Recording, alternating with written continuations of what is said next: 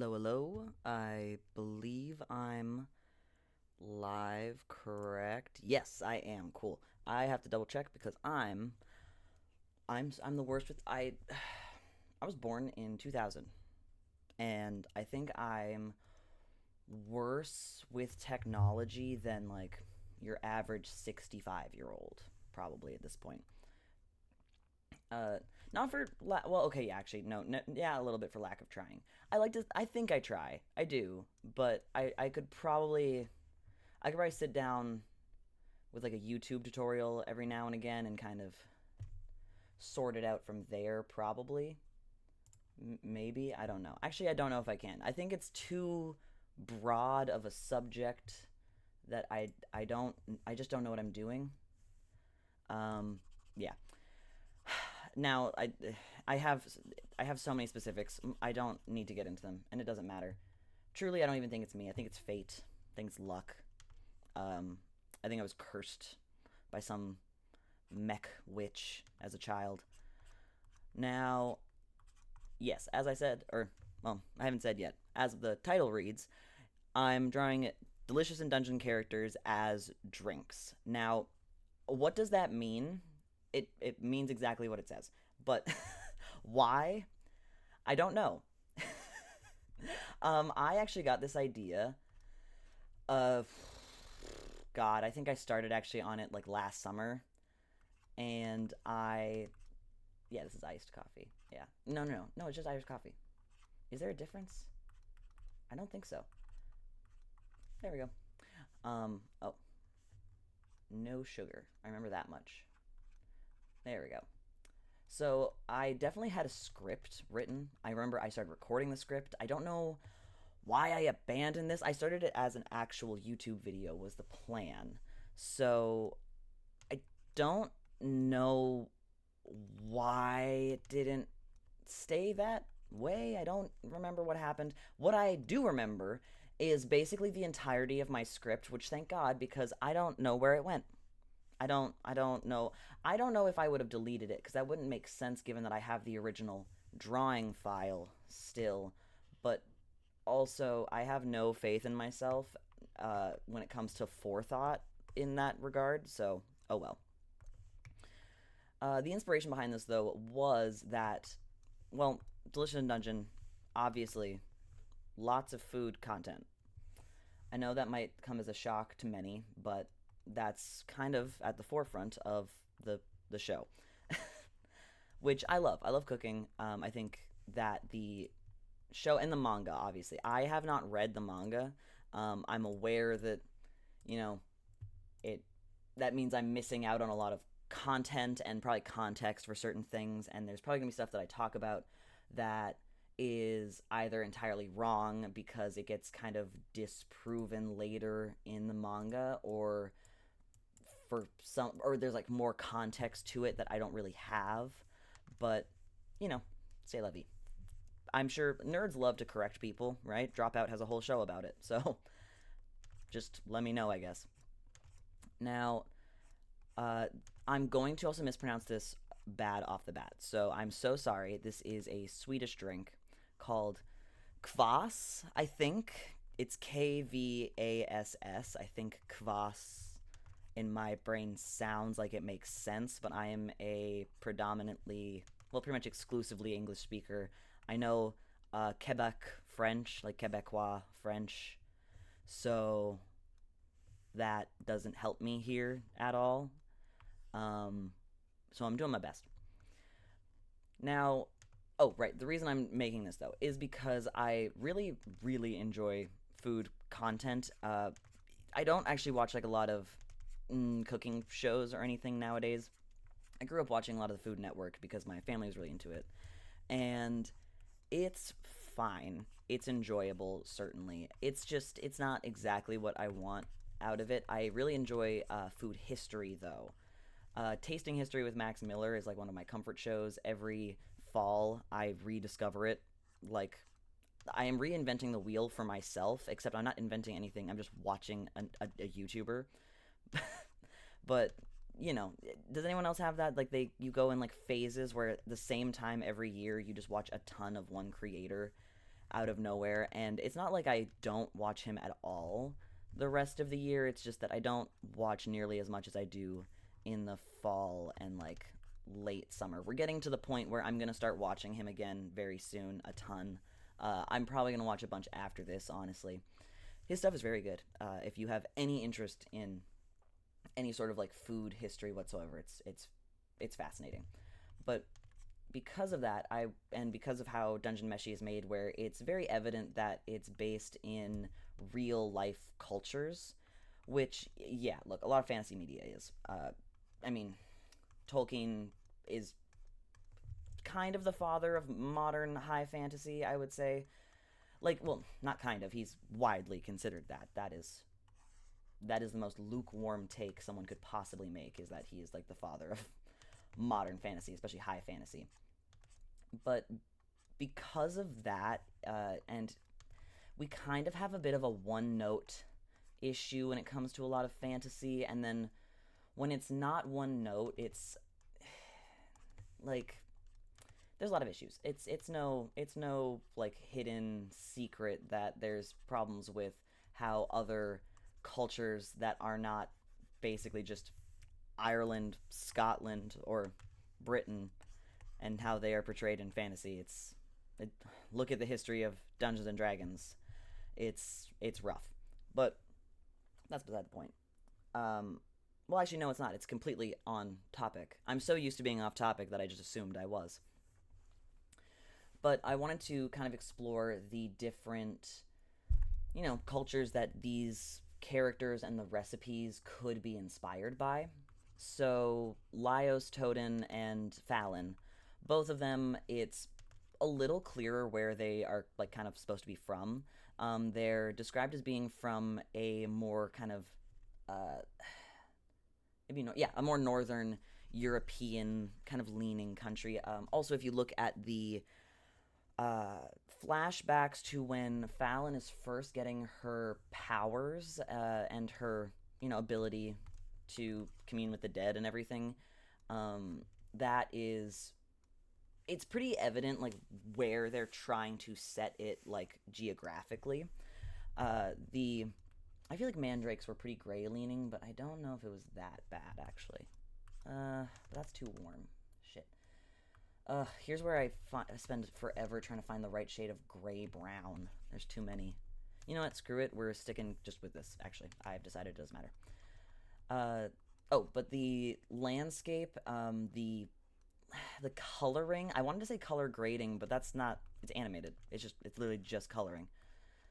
The they point a lot of like they point in a certain direction, which is very like Nordic, which also makes sense for how they look. Like if you look at them, they're you know paler skin. They have, what is it, golden eyes, or do they have blue eyes? I always think blue, but then there's always a part of me that's like, no, I think they have like yellowy eyes actually, um, which would also lean into being kind of a light brown, like a hazel, I guess, if you were to put that onto like a real person.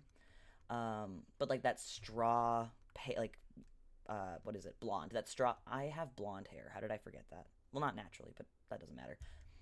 Straw blonde hair, their culture, what they eat, a bunch of stuff like that. Really points towards them being of some sort of fantasy Nordic descent. At least that's how I read it, and I think a lot of people read it. I remember also, oops, that is the eraser. Uh, Perusing a lot of like subreddit threads, basically, of people theorizing what background, like what culture each character could possibly be from. And yeah, like pretty much across the board, there's a large agreement that yeah, they're probably from some form of like Nordic inspired, at least, background. So I went with a Nordic drink for Laios. Actually, for both of them, I did, but I went for a more, I think, kind of like regional specific one a little bit. So Laios is a drink that I felt like it made sense to make it kind of more of an acquired taste, potentially, be that for people from other cultures, but also I would assume from within their own, just given that, everyone's. There's kind of the assumption that because something is connected to a specific culture, that everyone from that culture must inherently enjoy it, which, also isn't true. That's the case for everything. Like there are people in Canada who don't like poutine, and that's just potatoes and gravy. Like people be picky.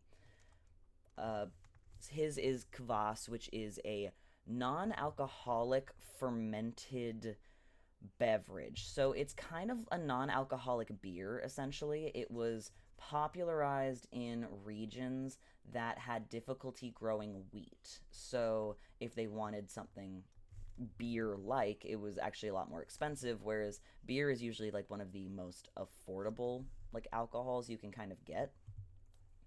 So for that means that they kind of needed to get creative.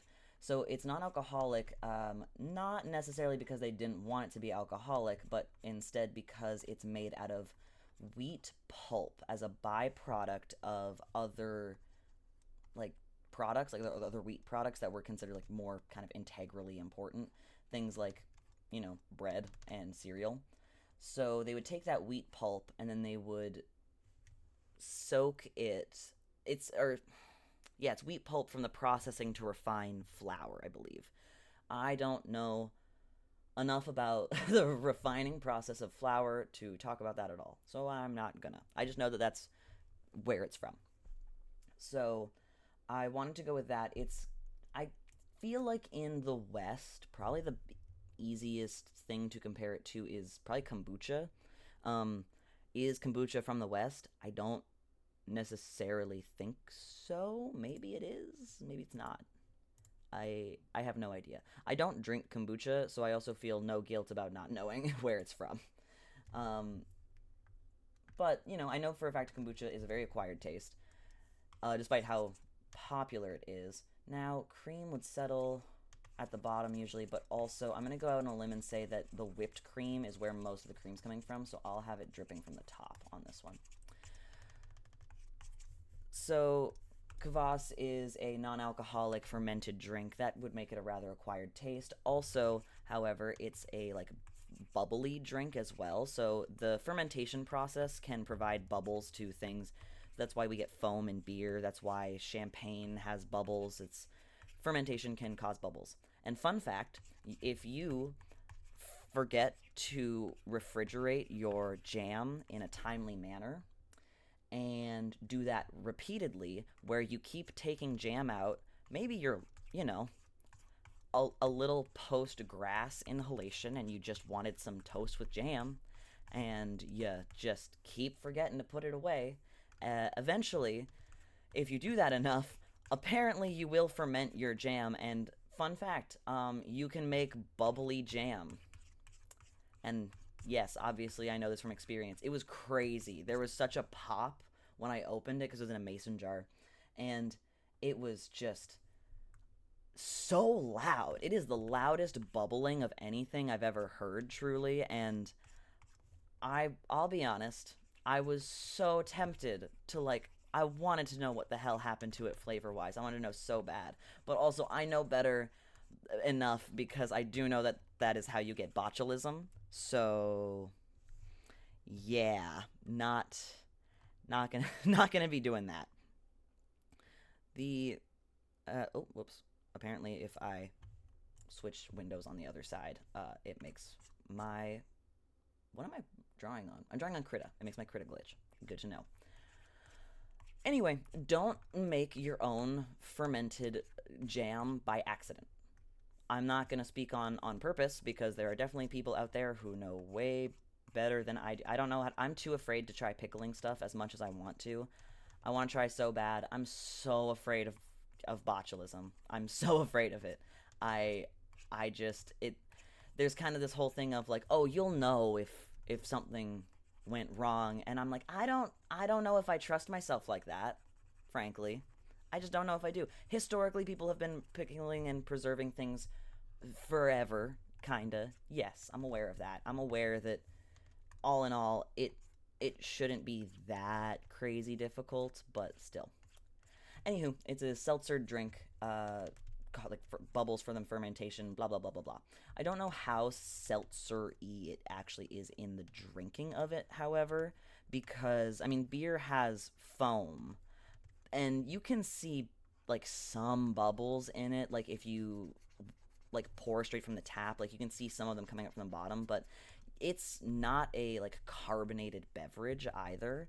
So I'm not really sure the amount of like real carbonation you would get. However, I do think it would be very interesting if it was very carbonated because, I would. Oh, shoot. Oh, god damn it. That's still the undo button. Why am I doing this? There we go. Ugh. Now that I'm doing this kind of in front of people ish, I don't think anyone's here right now, but that's fine. I'm realizing how often I just hit the wrong buttons, and that is a little embarrassing. I use this program literally so much. I feel like I should be past that point. And so I'm just kind of building the foam on the top of the glass here.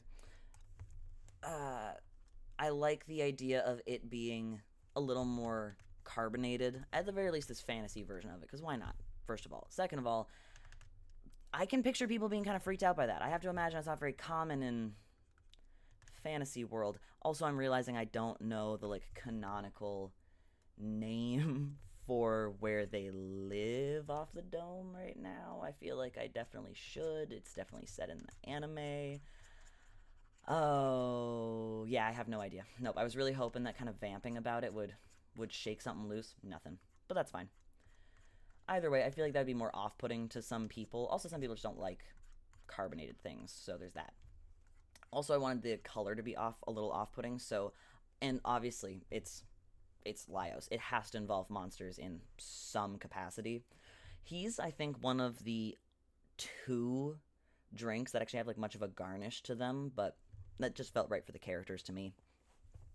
In this case, I did a mandrake root beet kvass seltzer. I'm not drawing as I say that because I have to gesture so I can remember every word of that title because it's lengthy. So yeah, the color is from beets, and I won't lie, off the dome, I love beets so much. I should know if beets are definitely red straight out of the ground. They have to be.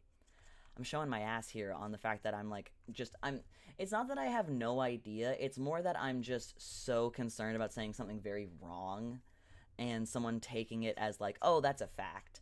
But yes, obviously beets are just red, and then the pickling just duh. Anyway, beets are red. So they would give it like this really deep like magenta-y color. Beets are, I guess, a little more pink magenta leaning, obviously, but I want to lean a little more into the red for the sake of it looking a little creepy.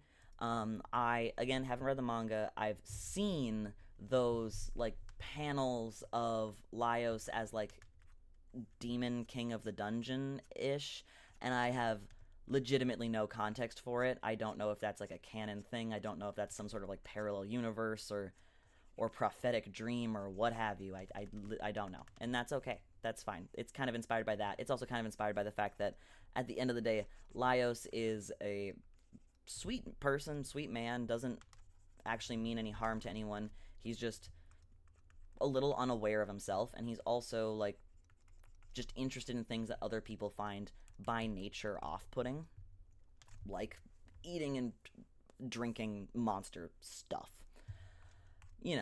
Oh my god, that Minotaur scene. Yeah, also I'm just yeah, if Laios himself was going to be a drink, would he be Minotaur milk like by choice? Maybe. I'm not drawing that though. First of all, just rendering a full glass of milk would be so boring. So boring. And would take no time, which would be better than this, I guess, because I think I did originally put ice in this glass on top of all the little designy elements of the cup. I did make this one, and I made two of them so complicated, and then the rest pretty simple, and I hate that I did that to myself, but who cares? That's actually how I tend to roll on everything all the time. Everything I make as much harder for myself as I possibly can. Now, Where was I going with something about this? Mandrake, beet. Oh, right, because they're both root vegetables. One just happens to be, I assume, sentient, because it's considered a monster, so it must be sentient of, like, to some capacity, but I don't know how much. All it does is scream, which relatable, and then it dies. And it's sorry to be dark, but it's kind of baby shaped. So I don't know what the lifespan, the life cycle of that thing is. No idea. What I do know is having its head as a garnish is hilariously creepy, and I think that that's something that Laos would be all about.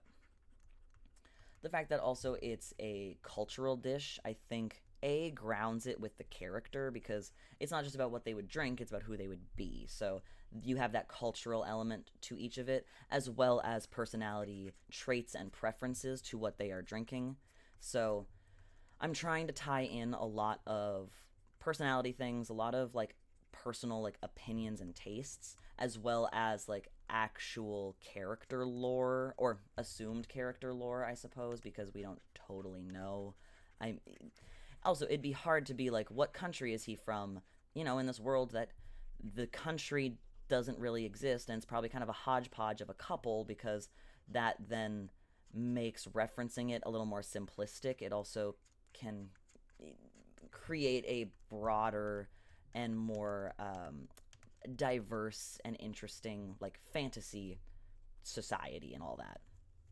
So, which happens a lot. A lot of things are kind of like that, and some pull it off well, and some not as well. I'm looking at you, James Cameron, and the weirdness that is how he made a like a white savior movie about aliens twice, and it's just weird in both cases. Not a fan. Feels very weird. Feels very fetishy, but or like I don't. Yeah, I don't know. I'm also aware that the second one was very popular, especially with like fan artists, and it was kind of one of those things where I was like, I don't know how to feel about this one, frankly.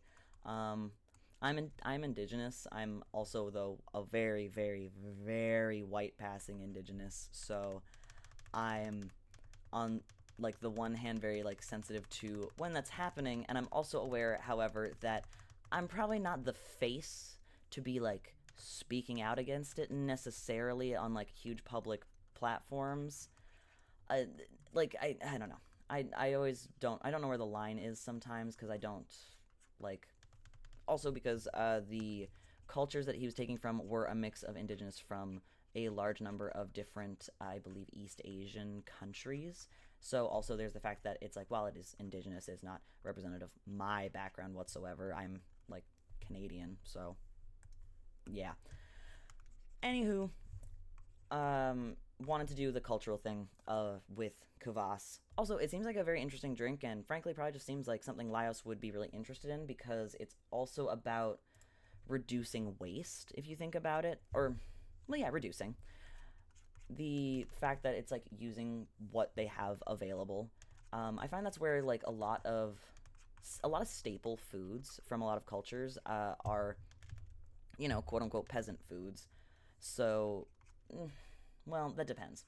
The ones I find the most interesting myself are often quote unquote like peasant foods.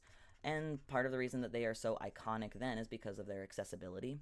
So it would also make sense that something like this would be probably commonly drank, a little more like openly available. And I find that very interesting. I love the resourcefulness of it. The also acquired, like I said, eclectic acquired taste, everything like that. Um, I also just like the idea of it looking like blood. I thought that was cool. I was like, something's got to be a little creepy about it too, and this just made perfect sense to me immediately. Also, I think I just wanted an excuse to figure out if I'm capable of rendering this type of glass. And you might notice I've been putting it off, so I guess I will just stop that now and I will finally try. Which, never the easiest things. Let's see here. Yep, there we go. That's pretty good. Base color. So I'm gonna render the background of the glass like separately from the foreground just because, sake of ease. so I don't have to be kind of like carefully like trying to rim around the actual liquid that I've already put inside. And then also so I can have kind of like the different colors in here because there's going to be so there's light reflection and there's also light refraction. So refraction would be what's coming through the glass and through the liquid, then through the glass. So that like morphs the color a bunch, all that. So I'm starting with a blue. There's going to be a lot of like reds and pinks that come through here as well. Uh, I might add like a bit of like that foam like spilling over the top. We'll see, just because I think it adds to like the adds a bit more of like something like dynamic to a very still image, obviously. And then I'll go over top here with some lighter colors. So let's see. Where also I guess where's the light source? Having just I'm just gonna go for a generic kind of all rounder, like well how they photograph menus, frankly, because that just makes sense to me. And going over all these little diamonds here. It was really hard to find a reference for this also, strangely enough. I feel like I've seen so many cups like this in general, and yet I couldn't really find a good reference for like this sort of like engraved tumbler. Is this a tumbler? Or whiskey glass, I suppose? It's definitely not a tumbler now that I think about it. I think a tumbler is very tall. Or maybe that's just a Starbucks tumbler, and maybe once again they have broken language in a way that has because Frappuccino also means something else from what I've heard from coffee snobs. No offense to people who care. I don't, but that also, well, I don't in the way that other people do, you know? Like, I find coffee stuff interesting. I just also don't particularly care much one way or the other about how, I guess, accurate everything is. I love to put instant coffee powder into my protein shake and call it a day. So that's me. Now, am I going to get wildly bored of rendering this in about a minute and a half? Probably. So we'll probably bounce back and forth between this. Also, I do kind of, want to actually feel like I'm getting through all of the stuff I have here because I have 6 characters to go through, which is, according to my girlfriend, too many for a video. And she's correct. And I continue to do this to myself. So, oh well. The live stream aspect of all this is supposed to also kind of help me stay a little more on target regarding how much time I spend on each of these things. Will I listen to myself? We shall see. Right, so this is a square tumbler also, so that means I've got to add a little more definition here because on those corners there'd be thicker glass, and that would kind of change up the way the, what do you call it? Like the opacity. That would change up the opacity of it. Well, could be much worse, certainly, and then I'll yeah, because that's more pink than is really necessary in this. It's got to be kind of a medley of a bunch of stuff, sadly. Yay. Yay, light refraction. Yay, rendering difficult glasses. Why did I do this? There was actually a reason behind it, now that I think about it. And it was actually, yes, I chose this sort of design of cup because of kind of the association you make when you first look at it. So, I mean, I think of obviously like a whiskey glass. And what do I think of when I think of like a whiskey glass? I think of, well, kind of just like rich-ish dudes, kind of like a classic guy drink, at least like classic according to 2010, where every guy was supposed to suddenly be like really obsessed with whiskey for some reason, which I don't get that one, frankly. I'm like, I don't get most expectations of gender presentation, certainly, but that one was just like, guys, it's just a random alcohol. But I guess that's also around when everyone got, or not everyone, when the whole what is it, wine mom thing kind of started. So I guess everyone was just in their casual alcoholic era, and they were like, Scotch is manly because it tastes like ass. Oh, whiskey. Whiskey and scotch. Brown liquids. Brown liquids are manly because they taste like ass. Maybe that also didn't start then. It's just when I became aware of it because I was born in 2000. So literally, why would I know about alcohol, like culture before that, really, especially like naturally ingratiated into my life? So there's also that. Now, either way, I don't love just straight whiskey. And frankly, I highly doubt Laios would either, because canonically, he does not like drinking. I don't know if it's that he does not like the taste, or if it's just that he doesn't enjoy the act, or what. I do know that Laios doesn't really drink, though. So also, this would give him something to kind of like sip on and like, well, not even nurse. He wouldn't have to. Instead of nursing like one beer throughout the night, he could have this. It looks like a cocktail. It's technically alcoholic. The fermentation process only adds like 2% alcohol as far as I'm aware. So it's not like a high alcohol percentage at all, so he wouldn't lose like wits or anything like that. I think from what I remember, Laios also might just be like an extreme lightweight. Uh, but I might be wrong on that. I if no one corrects me at any point, like in comments or whatever, then I will just Google it later. But that's totally fine. I'm realizing I have no idea how to view chat also, so even if someone is here, I have no idea because I'm bad at this. How do. Oh, hold on. I clicked the chat button, and now I can see if there is anyone here at any point, so that's fun. Oh, also, by the way, I'm not like sitting here whinging. I don't know why I said whinging. I started saying it and immediately was like, why is that what's about to come out of your mouth? You don't say that. Who cares? I'm not whining about no one being here, by the way. I'm aware that like Twitch streaming is like a very difficult industry to break into, and I'm kind of on here out of convenience. So it's a lot easier for me to talk to like a hypothetical audience and kind of vamp and yap for an extended period of time if I'm, you know, if it's more theoretically like possible that people, or not even theoretically, if it's more possible that people are actually watching and like listening and whatever, versus like knowing full well that I'm entirely talking to myself when it's like just OBS recording. Just, I guess, as a heads up, I dislike the idea of being misunderstood, so I have a thing about it.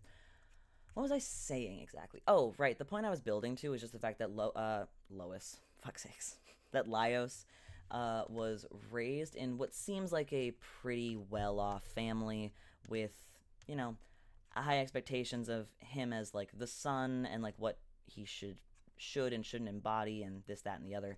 So he would first of all probably have a lot of just exposure to these types of cups. Like I just feel like these would be like in the house a lot.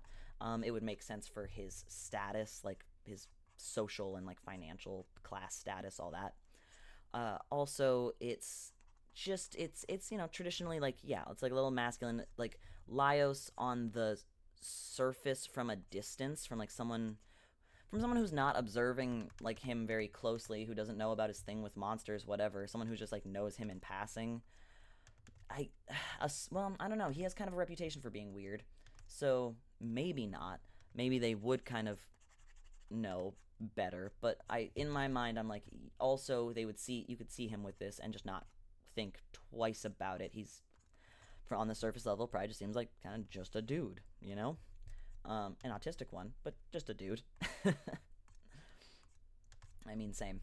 So now I feel like that's actually pretty decent for now. I don't. I mean, let's see. I could probably get a little more. Oh, that is the eraser. There we go. Probably get a little more of that like glow from the, yeah, in there, and then the refracting part is actually a lot simpler in certain areas. Like the cubes and everything are one thing. That's like, it's small enough that you actually don't have to add that much detail to it necessarily to make it make sense. But it's in these other areas where you need like this like very subtle but also still like clear enough amount of let's maybe that, yeah, Yeah, because it's like it's got to get like reflected into this because these things act as kind of like magnifying glasses or whatever. Blah, blah, blah. Yes, so I did also take into consideration like the cups and like the presentation of everything. I'm very into food. I'm very into graphic design. I like the uh, kind of act of like, well, you know, gajinkas obviously are like the act of turning a non-human into a human. I enjoy that process, and I also like it in reverse, obviously. So turning humans into something else is fun, and this also just seemed like good practice of just trying to learn how to better render things I don't often draw. Because believe it or not, I don't just sit around drawing random beverages that often.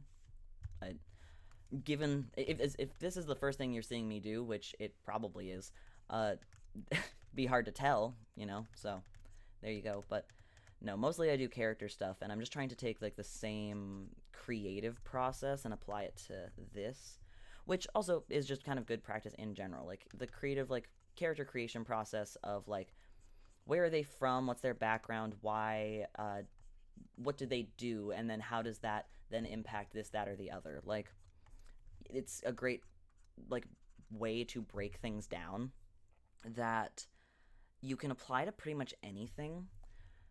Like if you don't know how to dress your characters, like what clothing do they wear? Well, what class are they? Like I say that and I immediately think of Dungeons and Dragons. So there's that. Obviously, if you're drawing a fantasy character, you're like, yeah, what class are they? How do they fight? How do they behave? But also, like, what's their financial status? What's their background? What's their cultural background? How connected are to the culture are they? What's their like family like? What are their friends like? How do they dress? What kind of music are they into? What have they been exposed to, frankly? Like, what do they even know exists? Are they someone who's been very isolated their whole life? So maybe it's then function over style. Are they somebody who's been raised around a lot of like fashion forward people or like with a lot of access to fashion? In which case, then maybe it is a little more like style and over function, then like fashion over form or whatever. So all those types of elements can come into play in like this as well.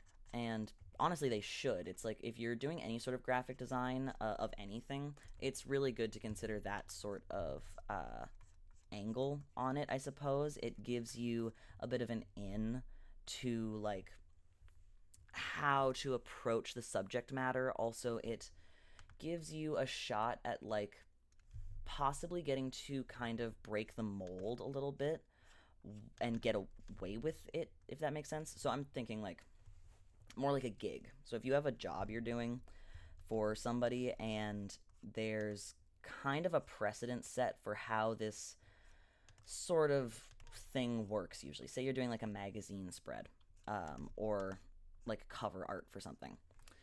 If you have like an idea, but you're kind of on the fence on whether or not they would be interested in it, lead with all the connections you can make between the idea that you have and how it like relates to different aspects of the media. If it's to do with like the characters in a book, like these little like hints and foreshadowing of it. A lot of I'll be honest, a lot of book covers feel too on the nose sometimes. I'm the same way that everyone is tired of like floating head like movie posters for action movies. There's kind of that phenomenon with books as well, which can be kind of exhausting. Like, it's interesting to see unique takes on, like, book covers, on movie posters, what have you. And, like, what is it? Visual, like, metaphors. That's kind of what I'm looking for. That sort of thing. That can really lend to a unique creative perspective and can kind of give you more of an in on like how to do it. Also, it's like, it's not always up to you, obviously. I'm not saying that like, oh, the people out there designing them aren't creative enough. I'm obviously that a lot of that comes down to who's in charge of like the production of it. Like when it comes to movie posters, all that stuff, there are producers, there are marketing leads, leads. I don't know the name of their job. Marketers. I don't know. Marketers makes it sound like they're door to door salesmen. That's why it feels weird to call them that, but I don't really know what else to call them. So, marketers. The marketing team will probably get kind of like final say on stuff. Producers as well. Like they're usually, it's the non-creative roles and those sort of things that usually kind of hinder, the whole creativity aspect of all of it, which is such a deep shame, and it makes me so sad and frustrated, frankly. Uh, like, dude, it's so hard. I was such a Marvel fan for so long, and it's just I had to give up. I had to give up so hard. I really did, because it's just like it was awful. It's been awful. It's been so like boring and repetitive. I saw Thunderbolts and I loved it, and I have been working on a video on it for forever. I had so many setbacks on that video that I've just, oh my god, I've given up. I'm basically going to do a VOD coloring the drawings probably, because I don't know what it is. At this point, I think the setbacks have also just turned into a creative block where it's like, I don't want to read that goddamn script again. I've read it so many times because there just keep being all these technical issues and errors, or I keep accidentally recording pure silence because I didn't have my fucking microphone plugged in. I didn't have it plugged in, man. I recorded so much audio, and then I opened it and it was all silence. Uh, it was just devastating. I'm so mad about it.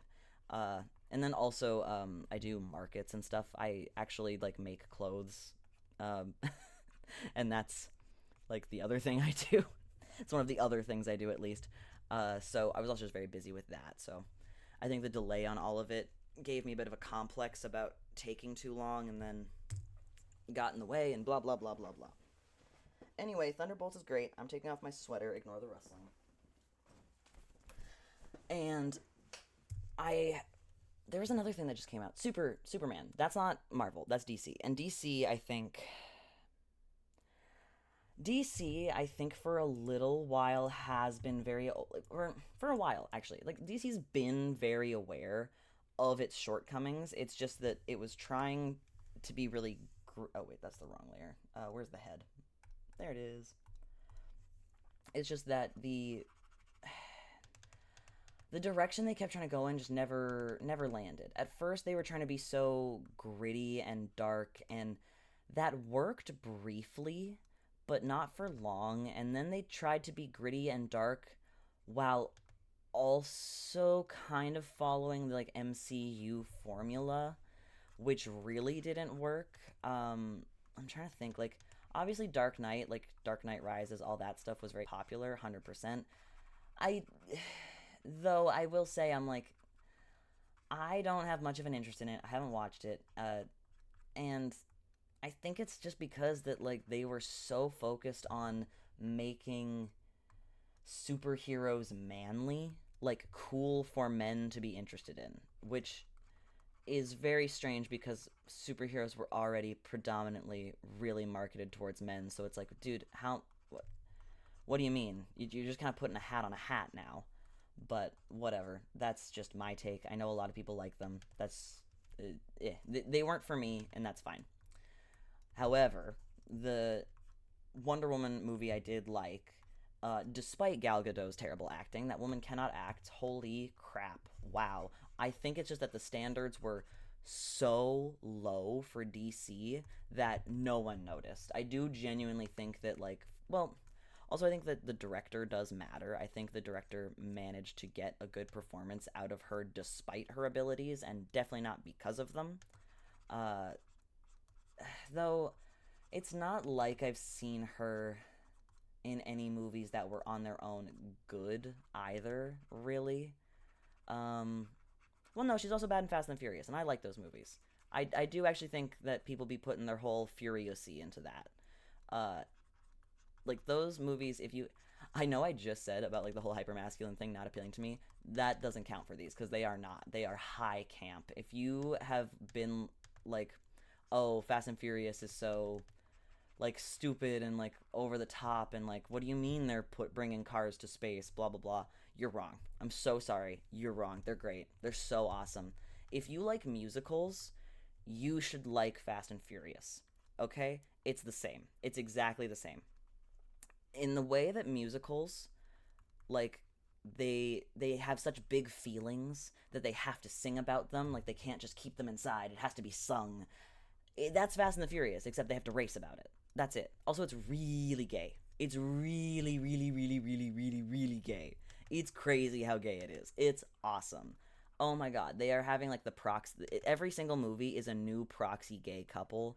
By proxy gay, I mean like when they have two male characters and then they have a woman kind of in between them, and because there's a woman around, it's not gay, even though these men are making such smoldering eye contact and they are constantly so up in each other's grill that like they're about to make out. And when they don't, it actually feels more confusing than if they did. A lot of that. Very fun. Big fan. Same reason I'm such a huge fan of Pacific Rim 2. Because not only do they do it, they take it to the nth degree and they make like a huge bit out of it. Like it's very clearly like tongue in cheek. We know what we're doing. It's very on purpose. Same thing goes for Top Gun. It's Top Gun is like a really gay movie. I've learned not everyone knows that. I think that one's more common knowledge though. That one's a lot more like openly like, oh yeah, no, Top Gun's super gay. And that might be just because of the age of it. Like when it came out, there wasn't a lot of like queer media happening, especially not mainstream queer media. I'll say specifically, there wasn't a lot of mainstream queer media. I'm sure there was plenty of stuff, but like not enough, and it wasn't like widely popular and like widely accepted and blah blah blah blah blah. But like straight dudes loved Top Gun, and somehow they entirely missed it. I don't get it at all, man, but they did. And the second one, oh my god, even more so, which is great. I mean, Top Gun Maverick and Top Gun in general is all over Tumblr for that sort of stuff. So obviously, people know about that one. That one's a little more like people are aware. So what I'm asking actually is for if there's anyone out there who is like into that sort of like proxy gay, uh, like stuff, please write. Please go watch Fast and Furious movies, and then please write fan fiction. Please, there's not enough. There's just not. Especially just there's not enough about the characters I like. Like who is it? What are their names? Ronan and Tyrese? No, it's not Ronan, is it? Who is it? Fuck. Uh damn it, I don't remember right now. No, Roman, not Ronan. Roman and Tyrese are the character names. Those guys, they are great. I need more of them. But literally every male character, they all kind of have like a pair off ship in the show that's like definitely not supposed to be on purpose. Also, I'm realizing how much I'm ranting about the queerness of Fast and the Furious while I'm drawing Dungeon Meshi stuff, which, my bad, y'all. I think I've talked about it in every video I've made so far. Um, so, still pushing the agenda. My bad. But I stand by it. Um, how do I get back on topic from this? I'm trying to think. Because I would love to be like, oh, proxy gay for Dungeon Meshi, but I would argue it's just all actually gay. Blah, blah, blah, blah, blah. I guess, I don't know. I don't know. Now all I'm thinking about is how people ship Laios and what's his face, Kabru, and how I could not care less about them. Which is actually probably a bit of a hot take, I think, for some Tumblr folks, because I know they were all over everything. I'll be honest though, I don't know if I really agree that there's anything going on. I frankly think it's just that they are the two. Frankly, if I'm being real, I think it's just that Tumblr is and like shipping fandom and stuff. They cannot let go of like very conventional looking like twinks, frankly, um, and like very conventional looking just cis gay male couples. Like that's kind of what all of it's about, which is a bummer because I'm like it's fine, they're fine, but they're everywhere. Give me more. I want the flavor. I want the flavor, please, please. I beg. So yeah, I'm just like I don't know. I don't care for it myself. It's whatever. Uh, I do like what's his face, Mithrin and Kabru. I think they're very cute. Um, is that just frankly because I think Mithrin is a bit of a little freak, and I love also having a disabled character who canonically has like a caretaker who is not being infantilized or pitied or looked down on and is like very well represented. And I just passionately want them to also have like a very like angst filled but like ultimately like sweet good romance. Yes, yeah, that's my boy. That one, that's my boy. Yeah. Oh, I am disabled and I care, and I'm a disabled trans guy, so also, I'm biased. I'll admit it. So, there's that. Also, just Chill Chuck is my fave, and I think him and Lyos make for a very fun pair myself. Um, yeah, yeah. There's the discourse on whether or not it's appropriate and all that, and I do frankly think at the end of the day it comes down to how you personify him, how you draw him, all that stuff, because uh, it's kind of the equivalent of saying then that you can't like ship anyone from like the Shire, like from Lord of the Rings, like that does then transfer over lore wise because people like I draw when I draw Chilchuck, I give him like body hair, facial hair, like a minimal amount, yes, but also like the defining characteristics of an adult, ones that are also not common in anime. Like most anime characters look younger than they are unless they're very old. That's kind of just how it tends to go. So there's all that. Uh, I have seen people draw him in a way that makes him look very young, and yeah, that makes me uncomfortable. Also, people do that for like all types of characters, so it's kind of one of those things where it's like, well, is the appropriateness lying with like the lore of the character and the fact that like other races aren't very capable of discerning their age because they're also not used to seeing them because they're not common in those parts. Uh, Frankly, I feel like that actually doesn't even play into it as much as people insist that it totally does. Uh, you know, it's just like also with you if you look at like how in the shapeshifter episode he's drawn, there's a very large difference between each version, and you can see the ones that actually look younger and the way that those are drawn versus the way he looks. And like yeah, he's like what, like 50, something like that. He's like older than you think he is, certainly, and he doesn't look as old, but he also does not look like a child. He's just kind of short, like So I don't know. That's like my 2 cents on the matter. There is also the element of the fact that it's like I have spoken to people with dwarfism who are like, yeah, no, I don't like the fact that people infantilize him when you look at him, and the fact that it's like, yeah, people mistake him for being younger because of his stature, but that's actually kind of the main thing that's referred to is the stature versus like other things. Like, look at Senshi. Senshi's not like wrinkly to indicate his age. It's just that halflings like or half foots in this can't grow facial hair and that they are short. That's kind of the big thing. And then when you combine those two factors in animation, the translation of age is difficult. Like that's just kind of where it is. Bah, bah, bah, bah, bah. Also, as a short trans dude, I look young for my age. So I don't know. It, the relatability is still there for me. I am average height. I am not. I do not have dwarfism. I am a disabled adult who is used to being infantilized and talked down to, however, as well as being short for a guy. So there's all those elements as well for my preference for him. Also, I just love a grouch. I love a grouchy dude. It's always fun.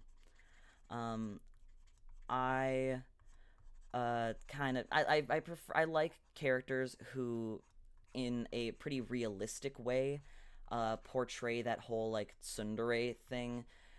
I don't like tsundere as much as like an overall trope because people will take it too far and then it kind of really diminishes like actual good character building sometimes because sometimes people are bad with feelings and they process feelings through anger because anger is a secondary emotion that is like a protective emotion to hide hurt and anxiety and fear and blah blah blah. And without getting into it, that's relatable to me. Anywho, this, oh, I guess I need to add the little skewer for the funny little guy here. I've just been kind of like cleaning up the lines so it looks a bit cleaner because I probably will just leave it with the sketch.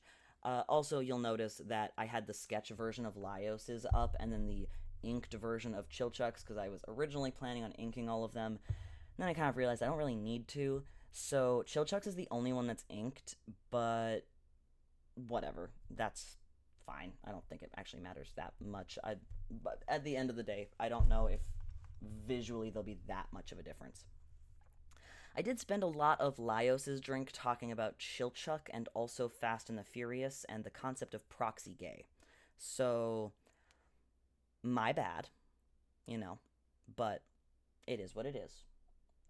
Uh, I'll add the little skewer here, and I'm gonna try and think if there's anything else I was kind of like considering about Laios. I guess I did actually have something, but I'm wondering if. Well, it doesn't matter when I talk about it.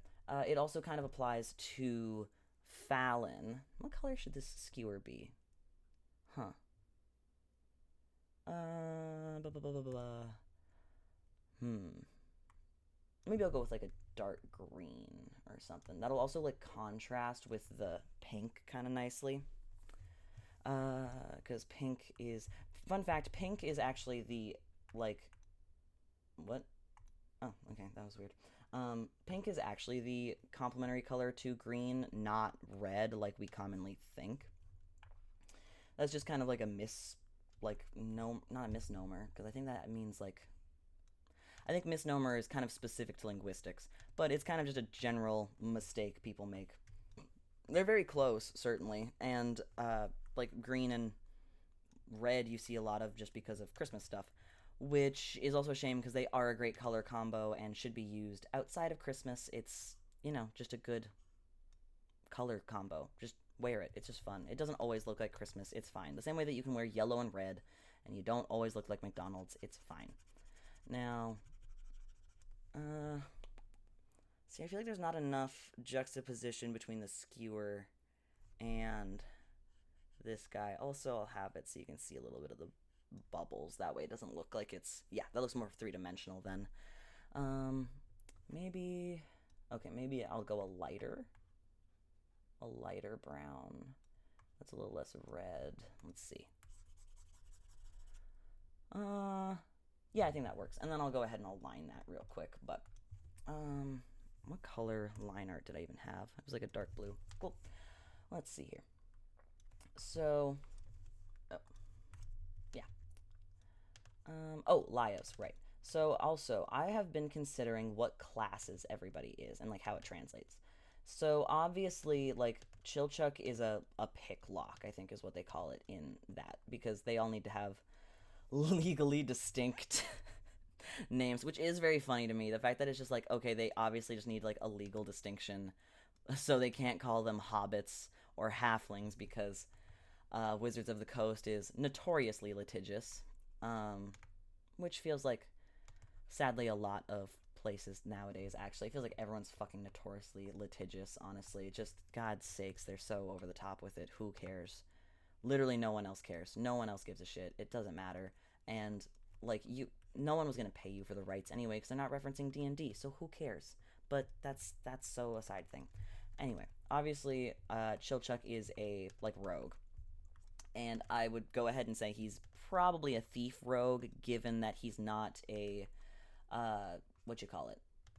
He's not like a hitter. Like, he's not a heavy hitter. If you play D&D, you would know that, like, like rogues, are kind of glass cannons. Well, a little bit. It depends. It depends how you play it. They're kind of glass cannons, I would say. They are, not high, like, con, usually. They're very high dex, which does add to your AC, like your armor class, and does make it, like, oh, it's harder to hit, thus you take less damage, but also you don't have very high hit points, so once you take a hit, holy hell do you take that hit. So that obviously makes sense for him, but also he just doesn't do a lot of fighting, and if he was a different rogue build, like an assassin rogue, feel like we'd probably just see more of it in general, which we don't. So my guess is that it's going to be a thief rogue, even though, yes, Chilchuk talks about how he doesn't like the association and like the negative stereotype experienced by uh, half-foots, that like they are greedy and like thieves and like conniving and all this stuff. But I think if anything, the fact like him being a thief rogue kind of adds to that versus like takes away, because then it's like also, yeah, that's just what it's called. It doesn't mean he's doing it. He's actually, he runs a union. We all know who he is. Doesn't matter anyway. Or it does it does matter, but I'm trying to get to my actual point, which always takes forever. My apologies. And that is that I was considering what Laios would be. And now at first, obviously he's a fighter. Yeah, he wears heavy armor, he wields a sword, he's very, very classic fighter. Certainly. But what type? Like the subclass of fighter really changes like the subclass of any class changes the flavor a ton, obviously, but especially of fighter, because fighter is such a like neutral to many people. Like people see it as a very like neutral kind of like like sadly a lot of people see it as boring, which I disagree with in mechanics. If anything, they try their best to like make it as interesting as possible when you get into subclass stuff. I do think that they also, however, did simplify it and like make it more boring on purpose at points. So it's 50-50. I just disagree on any blanket statement that's negative towards one class myself. Also, like, I prefer playing support classes, and a lot of people really shit on support classes and also treat support classes poorly, and it's like that's just a representation, that's just a reflection of the fact that you lack the creativity to play a support class. You also lack the like understanding of how teams work, and the fact that a support class is so integral to like the team, like it just is. So treat your clerics well is what I'm saying. Treat your support classes well, your artificers, everything. Yes, artificers are a support class also. A lot of popular classes are support classes, and people don't totally realize that, because the concept of a support class to many equals just sitting there and waiting for other people to do all the work, I guess. Good lord, I still haven't gotten to the point. I'm so sorry. Laios, yeah, a fighter. And at first I considered, I'm going to take a quick break from the drawing, and also I'm going to grab water. I'm the worst. I know. Okay. The subclass that Laios would be, at first I had considered Eldritch Knight, given that he starts learning magic, which, yeah, would make sense.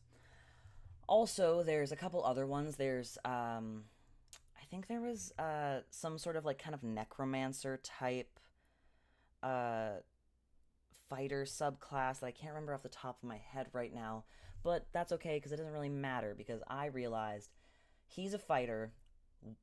I don't even entirely know what the subclass would be. It feels actually like a pretty basic one. Probably a battle master. Battle master is pretty simple. He's a very good leader. He really knows how to lead, and battle master like lends to that like skill set very, very well. So that would make sense to me. But I think that he actually begins to multi-class, and that he's not a fighter with like a magic ability. I think that he's a fighter and paladin mix. Now, that would make a lot of sense to me for a couple reasons. One being that, you know, he's not the most charismatic dude. And from what I remember, paladins are a charisma-based class. Fairly certain that's the case, actually. I really want to Google it, but I feel like that's like bad etiquette. But I am going to Google it because I really want to know. Paladin spell stat. Okay, it is charisma. Cool, I was right. He's not the most charismatic fella. We love him, yes. He is very, like, off-putting to people. He's very socially awkward. He's not super aware socially. And he knows that that's, like, a shortcoming of his. And that's okay. Like, I think it's actually good that it is an in-universe shortcoming. I think that makes more sense. because yes, like social skills are a skill. They're a skill you build. Like it's important to learn how to talk to people and how to deal with other people and deal with different social conflicts. It's good that sometimes being like very bad in social situations is portrayed as a flaw and shortcoming. That's a good thing. Like I understand that a lot of people, myself included, by the way, I want to say myself included, had the knee jerk reaction during the fight between Laios and Toshiro to be like, oh, Toshiro is like a bad guy. He's like mean and like he's not understanding and he didn't communicate with Laios and like just bottled it up and like let it explode and build and like that's terrible. And I think that that instinct comes from for a lot of people, especially a lot of people who relate with Laos because of his difficulties with people and understanding like where social boundaries might lie, and also like not fully understanding maybe where, like yes, like the boundary of it all, and damn it, I'll probably just put this layer underneath. Actually, I don't feel like having it get all around all this stuff on the top. Anyway, I completely understand that because I agree. Like it's I've been in situations where I like someone doesn't share something with me and then they let it fester and build and it just gets worse and I have no idea and it is deeply upsetting and it does actually create a lot of like trust issues in people and like a lot of anxiety. That's very true. Also, however, I I think most people have been in a situation where someone's doing something that makes them uncomfortable and they have no idea how to approach the subject, especially when it's someone, say, you work with, someone that you're going to be stuck around for a very long period of time, and you want to essentially play nice with them. You don't want to make waves, and you've been taught your whole life that making waves is by nature inappropriate, which is the case for like Toshiro. Like we see that like we are shown, we are not told, we're shown, which I think sadly is part of it. I think it's that there's a little bit of a reliance on, say it with me, y'all, media literacy. I do just think that there's a reliance on like the viewer is meant to on their own see and understand that Toshiro is not like trying to be mean or rude or not convey like things to him. It's that he doesn't know how and that he like is trying to follow what he considers common social conduct and etiquette. So, he's trying to quote unquote follow the rules essentially, which is also something a lot of autistic people can relate to, I believe. Like I know for a fact a lot of people go into certain social situations with a script and with an understanding of how things are supposed to work, and then when things don't work, well, they don't know what to do. It's okay for two characters to have a flaw. Laios's inability to like read when people are uncomfortable is a flaw. It is, and that's okay. It's okay for your favorite character to have a flaw. It's okay for a character you relate to have a flaw. That's why you relate to them. I know that like for a fact, my social like awkwardness due to my autism, yes, is at times like or like at the very least was at times. It's I have been working on it my whole life to try and like understand better, and as I get older and more mature and am around people who do understand me as well, like it's from understanding certainly that you can I find grow the most. But also you have to learn that there's a limit to like where that is appropriate and like an okay reason behind what you've been doing. One thing like one thing is like, oh, I don't understand what you mean because like you are relying on social cues that I don't pick up on and I really want to. So like there's that. There's also being forthcoming with the fact that, oh, I'm bad with social cues. I'm bad at understanding people. Please know that, and like telling them, please know that, like, under any circumstances, I would like to hear, like, how you feel about something. And then if they don't, then like there's a different issue. Laios is not unaware of his shortcomings when it comes to socializing. And he also, though, doesn't really bridge that gap. Toshiro doesn't know how to handle this situation, and does he handle it the best? No. Does he handle it the way a lot of people would handle it? And I mean a lot. Yes. A lot of people bottle stuff up and don't mention it because they don't want to make waves because they've been taught not to make waves. That happens a lot. I know a lot of neurodivergent people who do that, who have done that to me, and I'm still friends with them. Like it's one of those things where it's kind of like you do have to have fights with your friends sometimes. Sometimes that's actually what makes you friends. Like sometimes you don't get anywhere in a relationship without conflict. So I think the amount of like hate like Toshiro gets for that situation is frustrating, uh, especially because it then does turn into infantilizing a grown autistic man. Like that is what you're doing then. If you are like he can do no wrong because he's autistic, that is in and of itself ableist. Like it is. And if that is the energy someone approached me, and if like a shortcoming I had, if I was making someone uncomfortable and didn't know, I would be devastated. I would be so upset. It would be so upsetting to learn that. I would not feel good about that. I wouldn't feel better if people came to my defense with, well, he's autistic, so it's okay, and you can't be mad at him. You can't expect a poor autistic man to have any idea what's going on. Like, that is worse, frankly, than just being like, yeah, no, that was shitty. Whoops. Damn. Hopefully he learns from this experience. Like, this is how you get shitty adult autistic people who think that, like, it's okay to do whatever they want and then use that as an excuse, because there are people who do that. That is just factually true. Elon Musk is an autistic man and he's a sack of shit, okay? Shitty autistic people exist. That happens, okay? It's fine. Shitty disabled people exist. There are other disabled people that I would sooner hit with a brick than like shake their hand, okay? And then like that, but the disabled part doesn't actually have that much to do with it. Like, it's about whether or not you are willing to listen to other people and respect them, and Laios wants to.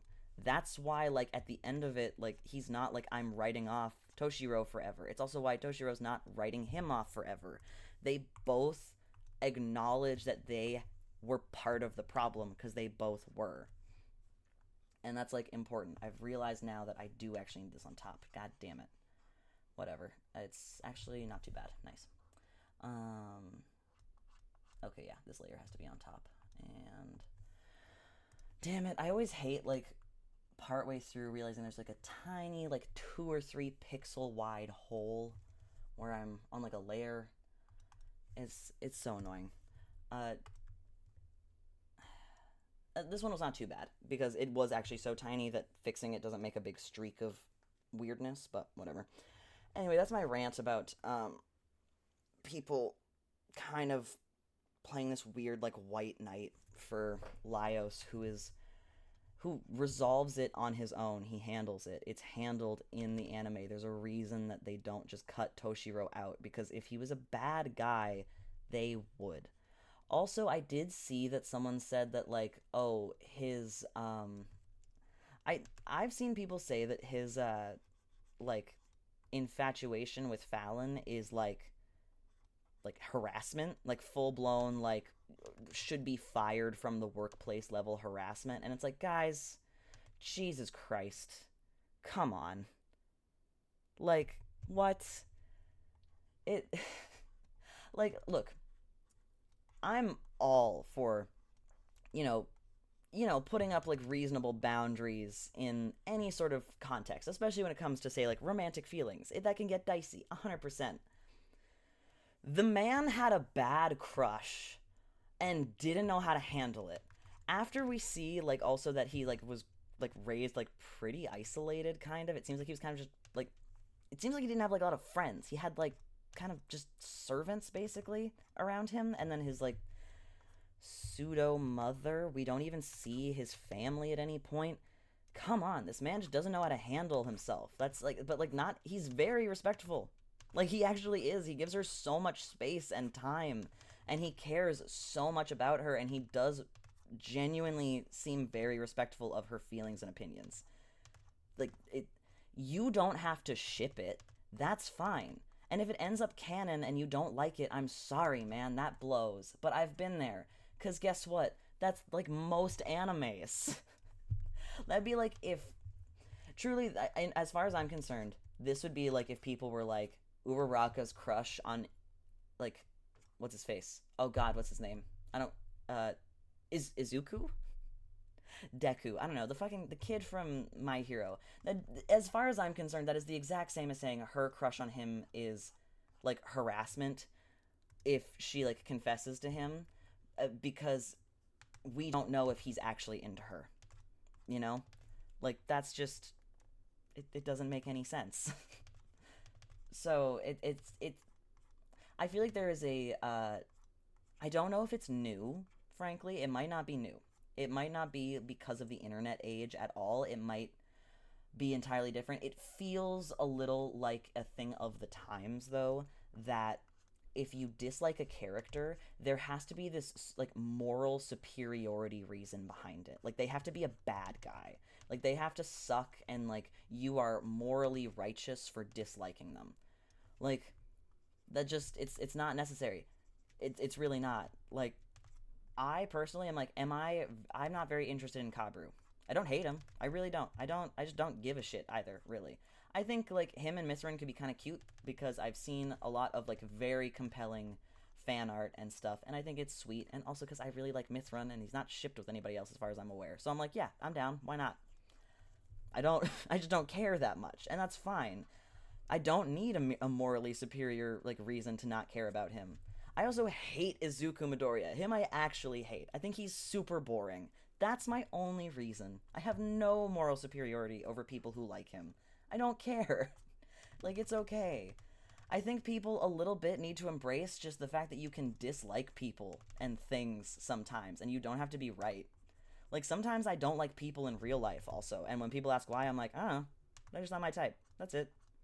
And people pretty universally tend to just go, oh, okay, fair enough. Then they move on with their day. You don't have to make up allegations about a character to be like, yeah, I don't care for them that much. Like, that's kind of insane.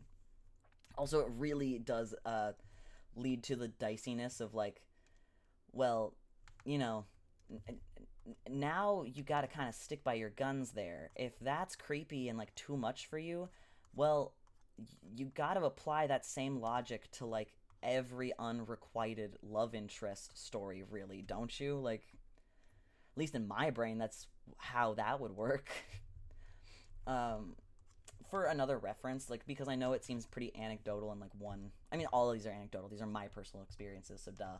But another instance was like, and this was a friend of mine, and like we talked about it, and then they were like, okay, yeah, fair enough. Actually, I just don't like the character that much, and then we moved on, and it was fine. But they had originally said like, oh, I didn't like. God, I can't remember names. That one mind control guy from Celestials. No, not Celest. Yes, Celestials. That Marvel flick. I don't know. Basically, they were like, "Oh, you like that mind control guy? Wasn't he kind of like creepy? But there's like an R word for it that's like super not chill, and I don't actually know enough about Twitch guidelines to know if I can say it. So that, um, and which first of all, insane to just pull that out of nowhere because I did ask them what the hell they were talking about, and their reasoning was literally just because he had mind control powers. And then I had to point out that they have had a hyperfixation on Loki since I've met them, and they had to try and find a reason that it was different, and they couldn't because it wasn't. They just didn't care for the character that much, and that's fine. You can just not care that much about a character or like dislike them or whatever for kind of no reason. It's not that big of a deal. Who cares if someone accuses you of like being a bad person because you don't like an anime character?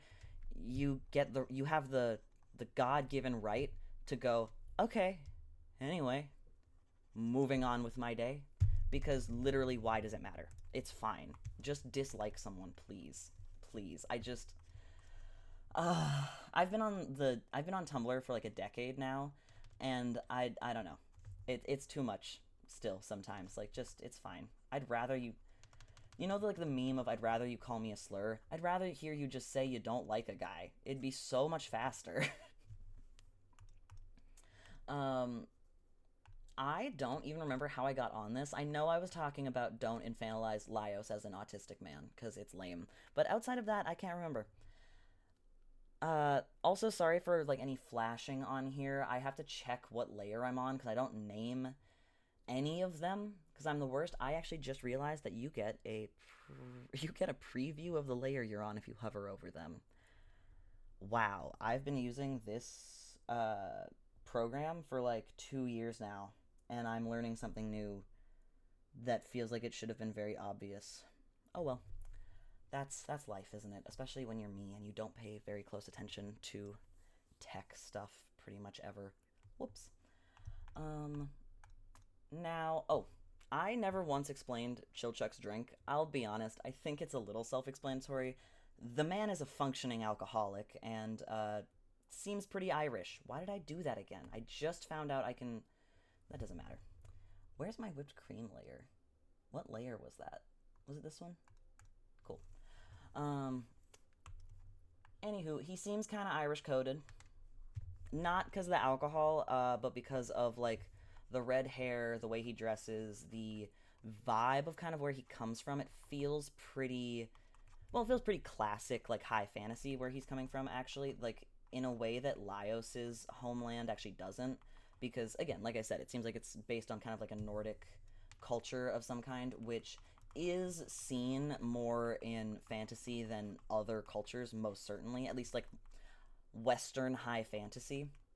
Most definitely. But I feel like we see so much Irish, like, Scottish, uh, like the Isles, all that, like just the UK in general. Given the Tolkien of it all, Tolkien, Tolkien doesn't matter. The Lord of the Rings of it all. Uh, so it seemed very familiar to me through that lens. So it just kind of made sense that that would kind of be the case. I'm gonna go ahead and just add like the melting of it in. So an Irish iced, not iced coffee. An Irish coffee has, I believe, Bailey's in it, or whiskey is the other option. Scotch as well. It can have a number of things, but it's usually a strong alcohol, usually like a straight liquor, added to just coffee, sugar. I think a bit of cream, but also I think that it might be pretty common to just add whipped cream instead of like normal cream. My guess is that normal cream might curdle, is like a shot in the dark. I know that anything with like liquor that is also cream based usually has a cream liquor in it. I believe that's the case for like White Russian. No, White Russians have vodka, doesn't it? Actually, so maybe not. I don't know where the line is for when milk starts to curdle when it comes in contact with liquor, honestly, because I'm going to share with you the worst drink I've ever heard of, and it's a shot, and it's called a cement mixer, and don't ever order it. I guess unless you're into that, in which case, like, obviously you do you, but that's actually one of the few things where I'll be like, no, that's weird, man. That's weird to be into, but fine. And that's the cement mixer, which, you know what, the reason it's so bad actually might be that it's cream and not milk. So maybe that's why. But either way, you put either milk or cream into a shot glass. You pour some liquor in there as well as something that's like high acidity, so like lime or lemon juice, and it curdles, and then you drink curdled milk. So it's the reason it's called a cement mixer is you swirl it around and you mix it and it becomes chunky. And I need to stop thinking about it. Actually, that's really grossing me out. I need to think about anything else. And this doesn't help that I'm trying to render whipped cream. Why did I do this to myself right now? Just, God. I also did it to you, I guess, and I'm sorry. That's my bad. Whoops. Uh, Shit, what brush was I using? This one makes sense to me, so why not? Now, I feel like it looks too smooth, but maybe that fix would actually come in the coffee. So you'll see in like parentheses above it says Irish coffee, obviously, but also no sugar, and that's because it's canon that Chilchuck doesn't actually enjoy like sweet things that much. He prefers like I think, well, obviously hard liquor, which you know, you do you, man. I guess I don't know what halfling livers are like, or kidneys. I guess both are involved with processing alcohol. But it doesn't seem healthy no matter what race you are. Uh, why does this feel like it's coming out a different color than it should be? That's really weird. Because, let's see. Okay, that's normal. So, I guess I just selected the wrong section there. Okay, yeah, there we go. Yeah. But because he doesn't like sweet things, I opted for no sugar and then kept the whipped cream as kind of like the only source of sugar because if you've ever been low on ingredients in your house and thought, well, whipped cream would probably sweeten it enough if I use it instead of milk, it doesn't. Fun fact, it's not enough. It's basically still just sugarless coffee. Uh, then you would know, like I do, that it doesn't do a lot. So you can kind of get away with that as like a very light sweetener. And that would make sense to me. Maybe that's now a little too strong. Shoot. Okay. So we'll just go in here and I'll just darken up what I already have for like the whipped cream a little bit as it like dilutes, and that'll kind of make more of a distinction between it and like the rest of the drink. Irish coffee, I feel like from what I remember, goes back a pretty long time. It's definitely the most basic of the drinks here. I mean, that to us certainly. I mean, coffee is not from Ireland. It's grown in mostly tropical climates, I believe. I know Colombia and like Costa Rica, I think, are two, like especially Colombia, are like two very common sources for coffee. So that's not hugely culturally significant necessarily to the character. Uh, nor, I mean, I guess I suppose cream could be. I know that dairy cows in the UK, like that's kind of why people say Cadbury is so much better in the UK. It's just because they have closer like dairy farms. It's also just because their country is smaller, so of course everything's closer. But whatever. I'm from Canada, and I also don't taste any difference when I go to the UK. Is the thing. So there's also that. So it might be more of a difference if you're from the US. I don't know if that's to do with dairy farms or if that's because of like FDA stuff either. I know a lot of our stuff just tends to taste very different because there's really different, what do you call it? Food laws, I guess, like guidelines, all that stuff. Going to the US, I will say, is like there's a lot of chains I can't go to whenever I am there, which is very rare, especially nowadays. Sorry, y'all, but it's definitely not frequent now. Not that I could afford to anyway. But either way, I definitely don't go to the same chains because it's just very uncanny valley for me. Okay, I feel like that's pretty good for like diluting like whipped cream and everything. And then I just got to get in and do the overlayer for the glass. Um, yeah. Did I make the glass a little too blue? I think I kind of did.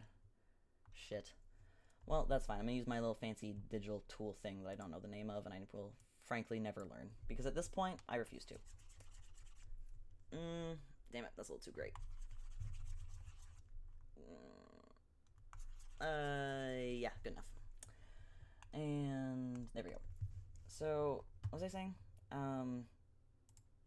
All in all, the significance to him definitely lies more in like his character than anything. It's less like culturally significant, I'm sure, than say Kvass is to people from like Nordic regions.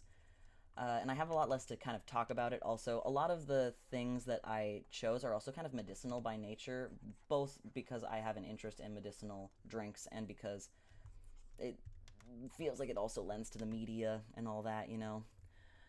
Actually, I forgot to talk about that element regarding. Oh, shoot. There we go. Regarding. Does that make a difference over here? Okay, no. What's his fucking name? I keep wanting to call him Lois, and then I panic and I like don't know what I'm saying. Where did the layer I was working on go? Also, there we go. Cool. I'm losing both my layers and my train of thought. And Lyos is actually also known as a digestive aid, I believe. A lot of seltzer stuff kind of just generally is. Beet juice is also a digestive aid. I believe it's high in fiber. I'm guessing a little bit. I'm trying to remember, but also I think that's kind of just the case for most root vegetables. I think a lot of them are very high in fiber. If you look at them, they're also just physically decently fibrous from my like awareness of how fiber works. That tends to kind of translate. But I do know that kvass is also a bit of a digestive aid. I mean, it works actually very similar to kombucha, like the whole fermentation equaling, what do you call that stuff that's in Activia that makes you poop real good? What the hell is that stuff called? I don't know. It's good bacteria. Essentially, it's good bacteria, and it's good for your gut biome, which is very funny to say always. Like your whole body is made up of biomes. In fact, that's also pretty relevant to the show, ironically. So it makes sense, obviously, like on a linguistic level. Just something about saying it is always funny. I picture a tropical rainforest or something in your like in your like small intestine. Uh, Oh, also fun fact, this, despite the way it looks, is a hot drink. It kind of doesn't seem like it just based on how it's served. Like, we're not used to getting hot drinks like this, but this is a common means of serving Irish coffee. I think kind of just because it looks nice. I don't think there's any sort of function to it necessarily. It just looks rather pretty. To serve it in like a glass cup where you can see all of it. Normally, though, it doesn't have this metal bottom. That would be for a number of reasons. One of which just being that this style of cup is actually kind of more tankard resembling in the way I've done it, which isn't what they're really going for when it comes to like an actual Irish coffee. Uh, but they normally have a tall stem, kind of like a wine glass, and then a very similar handle still, but with no metal. I did this because it kind of just made sense to me given like who Chilchuck is, like what his job is, uh, like the fact that it would have like this kind of metallic like element, the fact that it would be gold. Also, though, the fantasy nature of it all just made sense that yeah, like I feel like a tankard style like this would exist and would be more likely, like you'd be more likely to come across it than anything else. So I kind of wanted to lean into that as much as I could. Whipped cream also would be a like luxury. So you want to if you want to follow my logic and that I keep applying to this fantasy world, if you think about how expensive certain things were historically in like different time periods, things like ice incredibly expensive and hard to come by. So it being a hot drink also makes sense on that front. Whipped cream would also be a luxury. It needs to be kept cold to be able to whip it. It's also such a high fat content. It's made with sugar. Uh, Across the board, expensive. It's also just a pain in the ass to make, especially back then when you would have to make it by hand.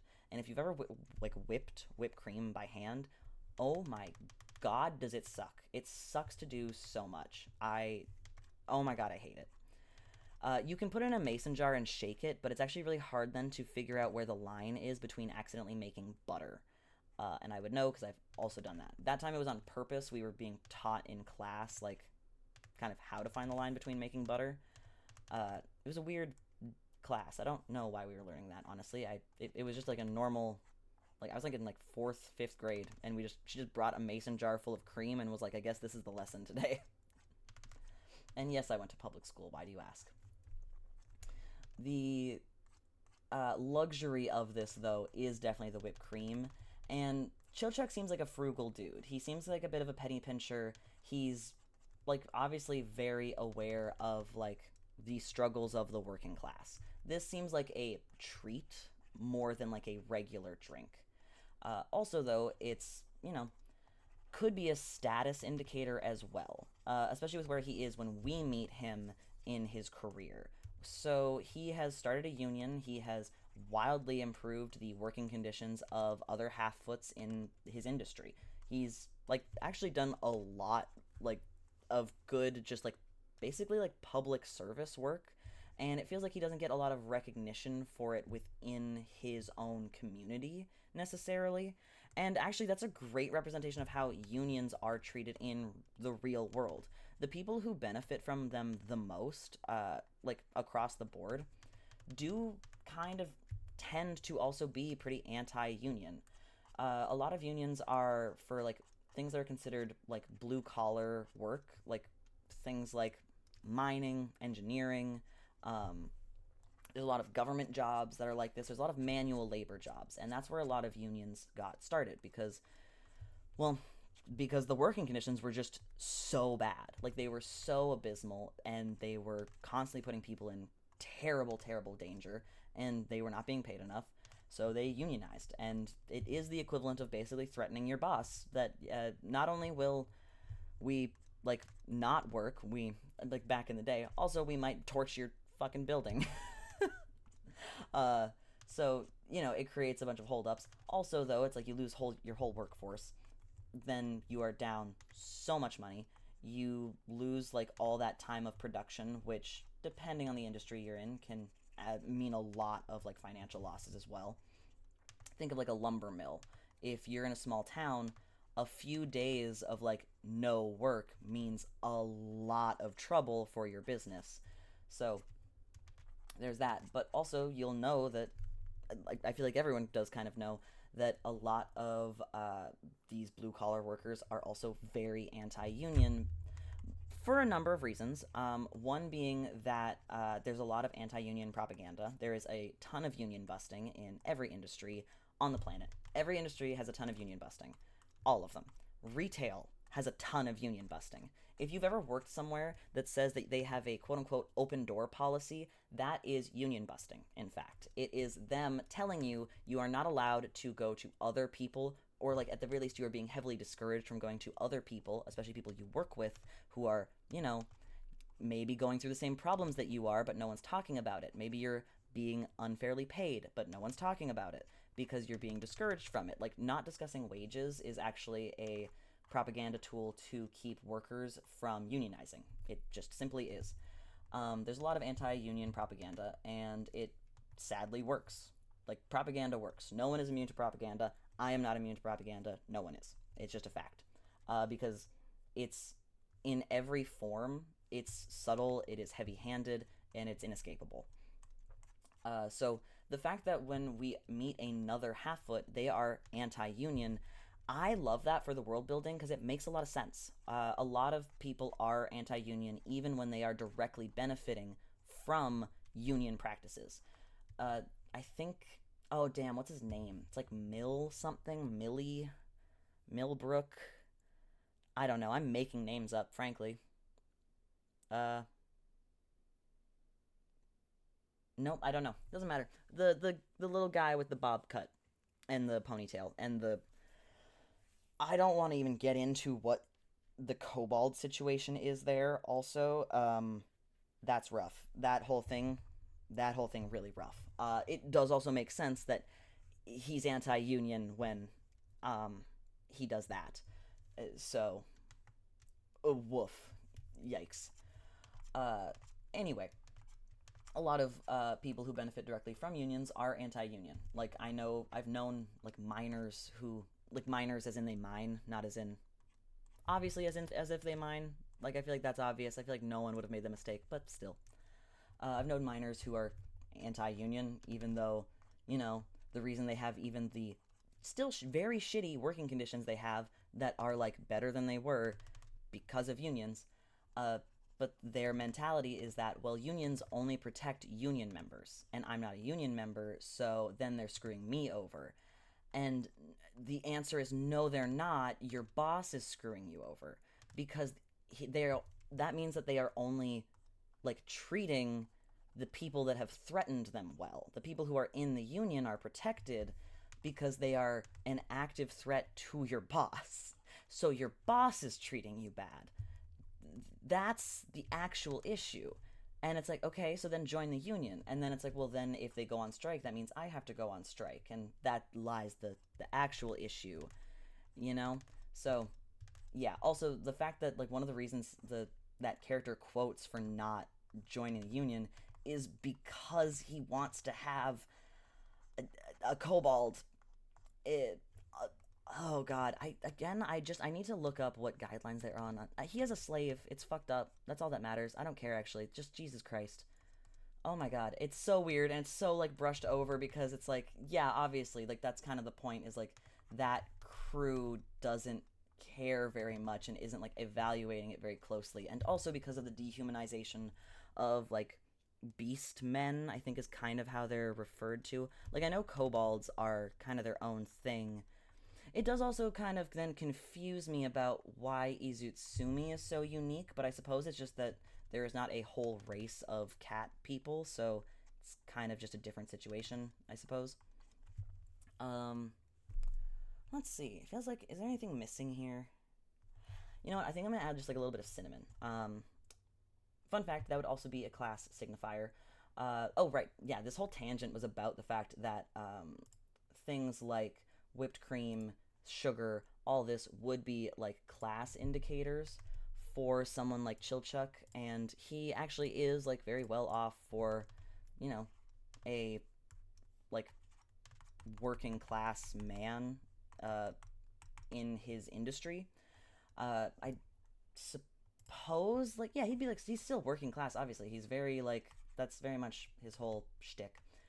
Uh, so this would again be like a treat, but also maybe it's one that he indulged in very, very little when he was like younger or earlier in his career, and then got to a little bit more when he, kind of moved up in the ranks when he started fighting for like equal rights for other halflings. I just noticed that there's like just oh wait, hold on.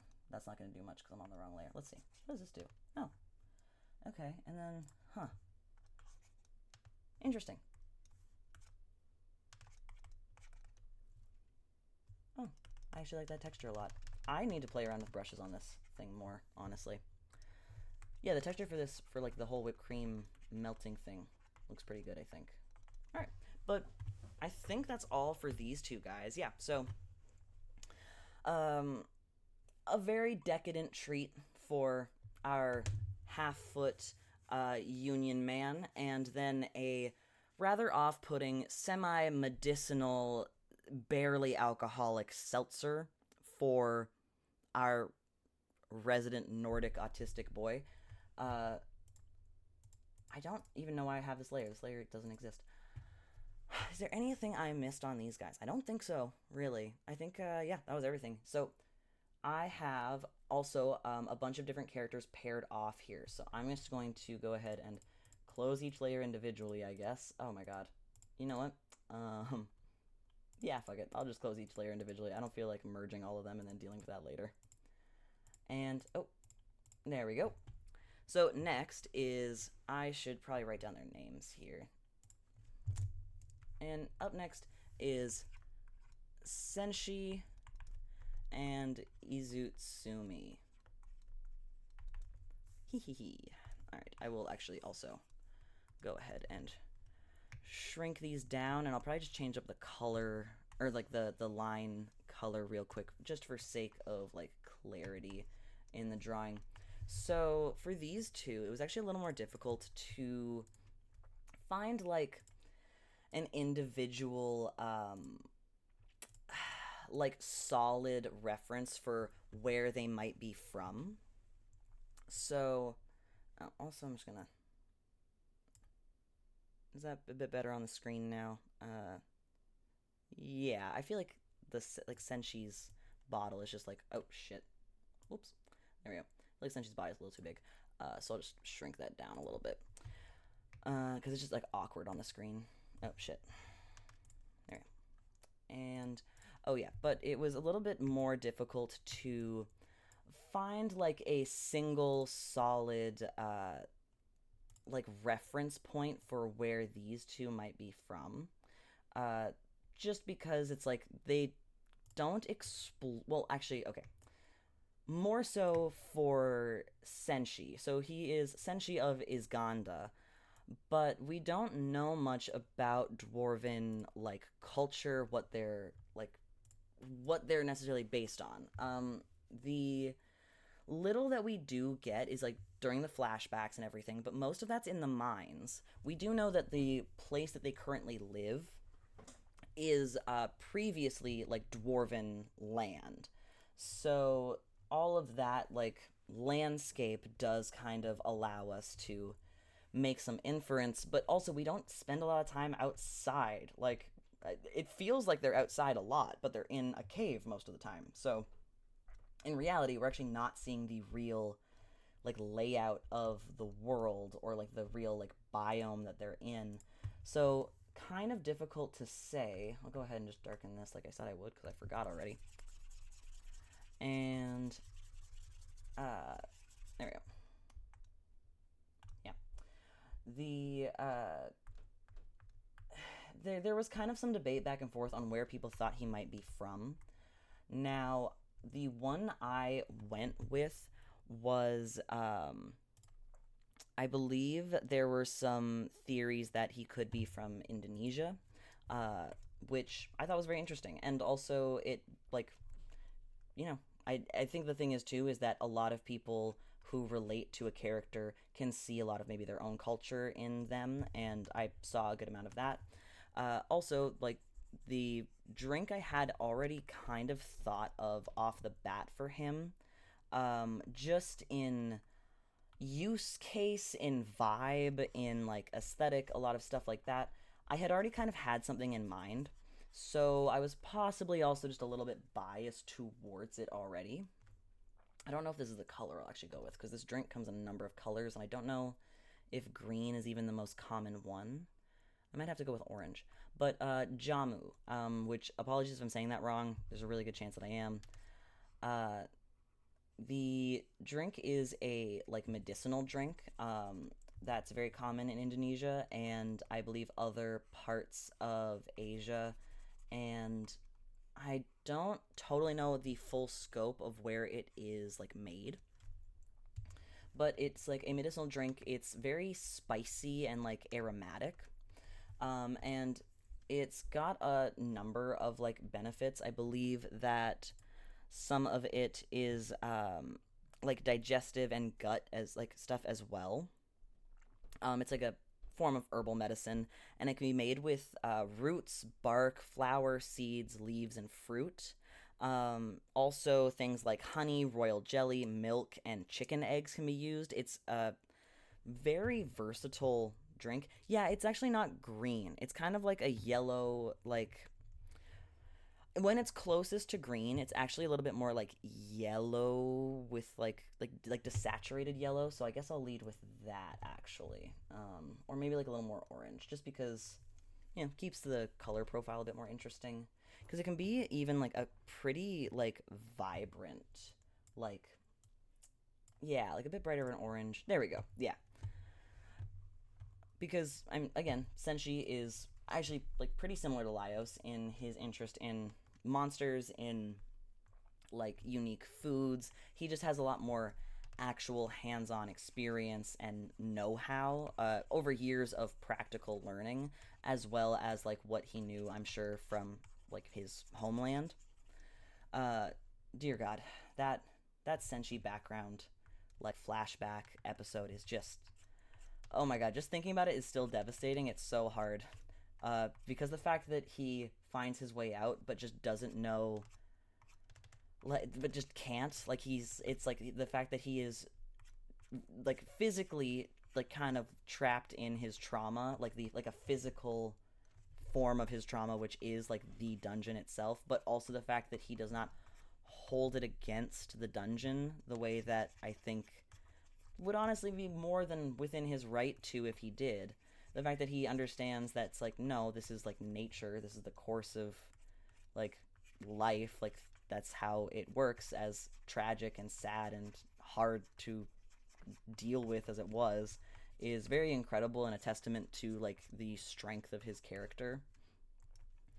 Um, but a lot of what he has is like hands-on knowledge, and he's learned from a lot of people as well. So there's always the chance too, where it's like even if you think that like he's from a different region, if there's like a different culture that you think it's like more heavily hinted also that he's from, there's a chance that's just I there's like there could be heavy reference to something that I just have missed and didn't realize, or is in the manga and I'm unaware of entirely. So there's all that, of course.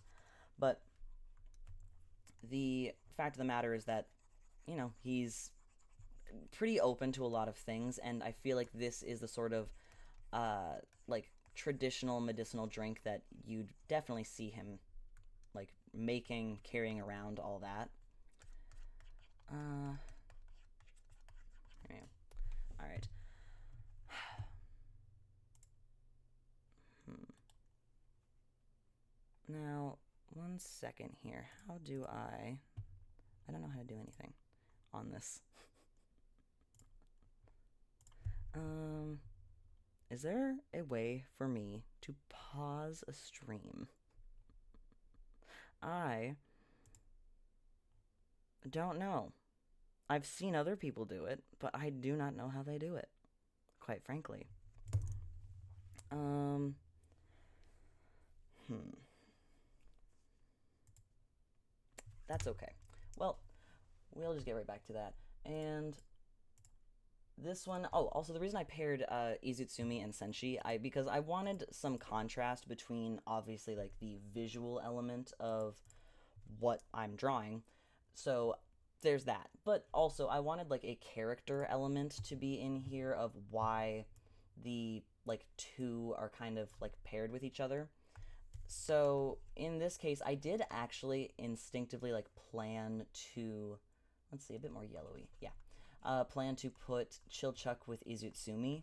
Now the reason I didn't is because just the similarities between their drinks maybe like wouldn't have led to the most kind of interesting contrast.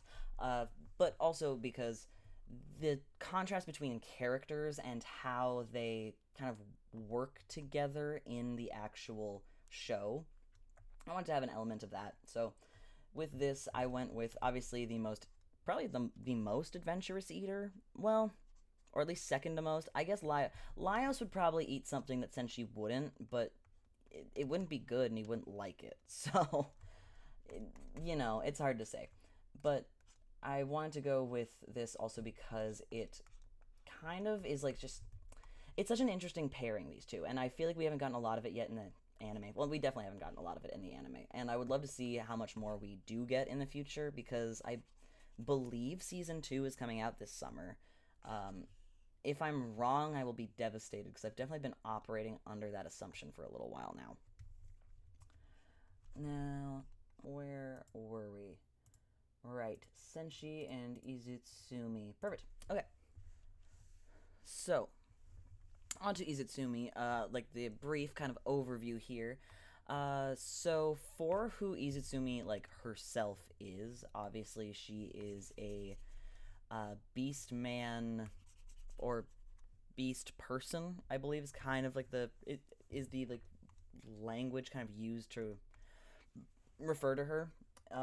Essentially, just meaning that she is a hybrid human animal that has no like distinct and like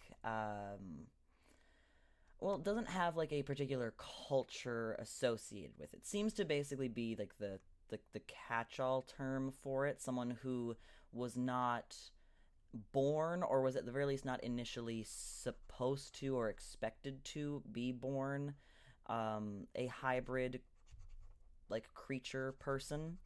And also that there's not a lot of like precedent or like large quantity of the specific type of hybrid that they are, is what I'm kind of like going with based on like assumption and like what we're shown.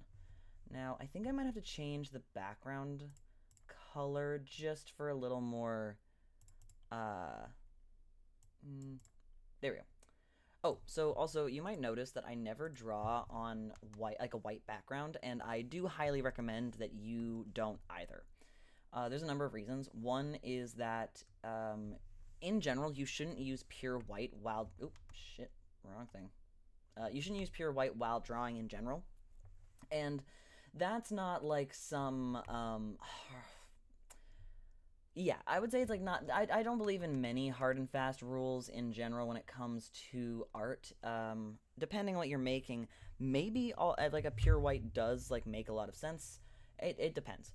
In general, though, the reason you don't want to use pure white is because you're probably not going to have a lot of it on the screen, and because it will really mess with the dynamics of other colors on your canvas. So, pure white is, first of all, not exactly naturally occurring, like, you know, in nature. It's there's just not a lot of it. The closest you would get is like clouds, but then they only seem pure white because of the contrast that they're in. Also, they're not just white. There's usually grays and blues and like purples or oranges depending on the times of day. In general, basically, it will really mess with your contrast and your concept of color. So if you want like highly saturated colors, if you want like really like vibrant colors, if you want a distinct and recognizable color palette, it's easier to get that when you aren't working on a pure white background. There's other reasons as well outside of just like the final outcome of your drawing or painting or whatever you're doing. It's also that it's easier on the eyes, it's like less eye strain. And also, white washes things out. So having a pure white will make something just it will make something look a little more plastic, a little more fake. Often it will also let's see here. Yeah, so the glass should be this one. Okay. Yeah. Yeah, that works. Also though, it's like if you are going for any sort of color palette, truly it will work better when it's not on a white background. You will be able to use more color a little more freely. If you have a dark like scene that you want to draw, as soon as you start like at the very least as soon as you start working in color, you should have the full background already like close to the darkest color. Sometimes it's not possible if you're drawing like a night scene, then it's you should use whatever like darker mid-tone that you want to work with, but then like in a color as well. So you don't want just gray, you would want something that still leans into a color. In general, unless you are working in black and white and nothing else, you don't want to use pure black or pure white.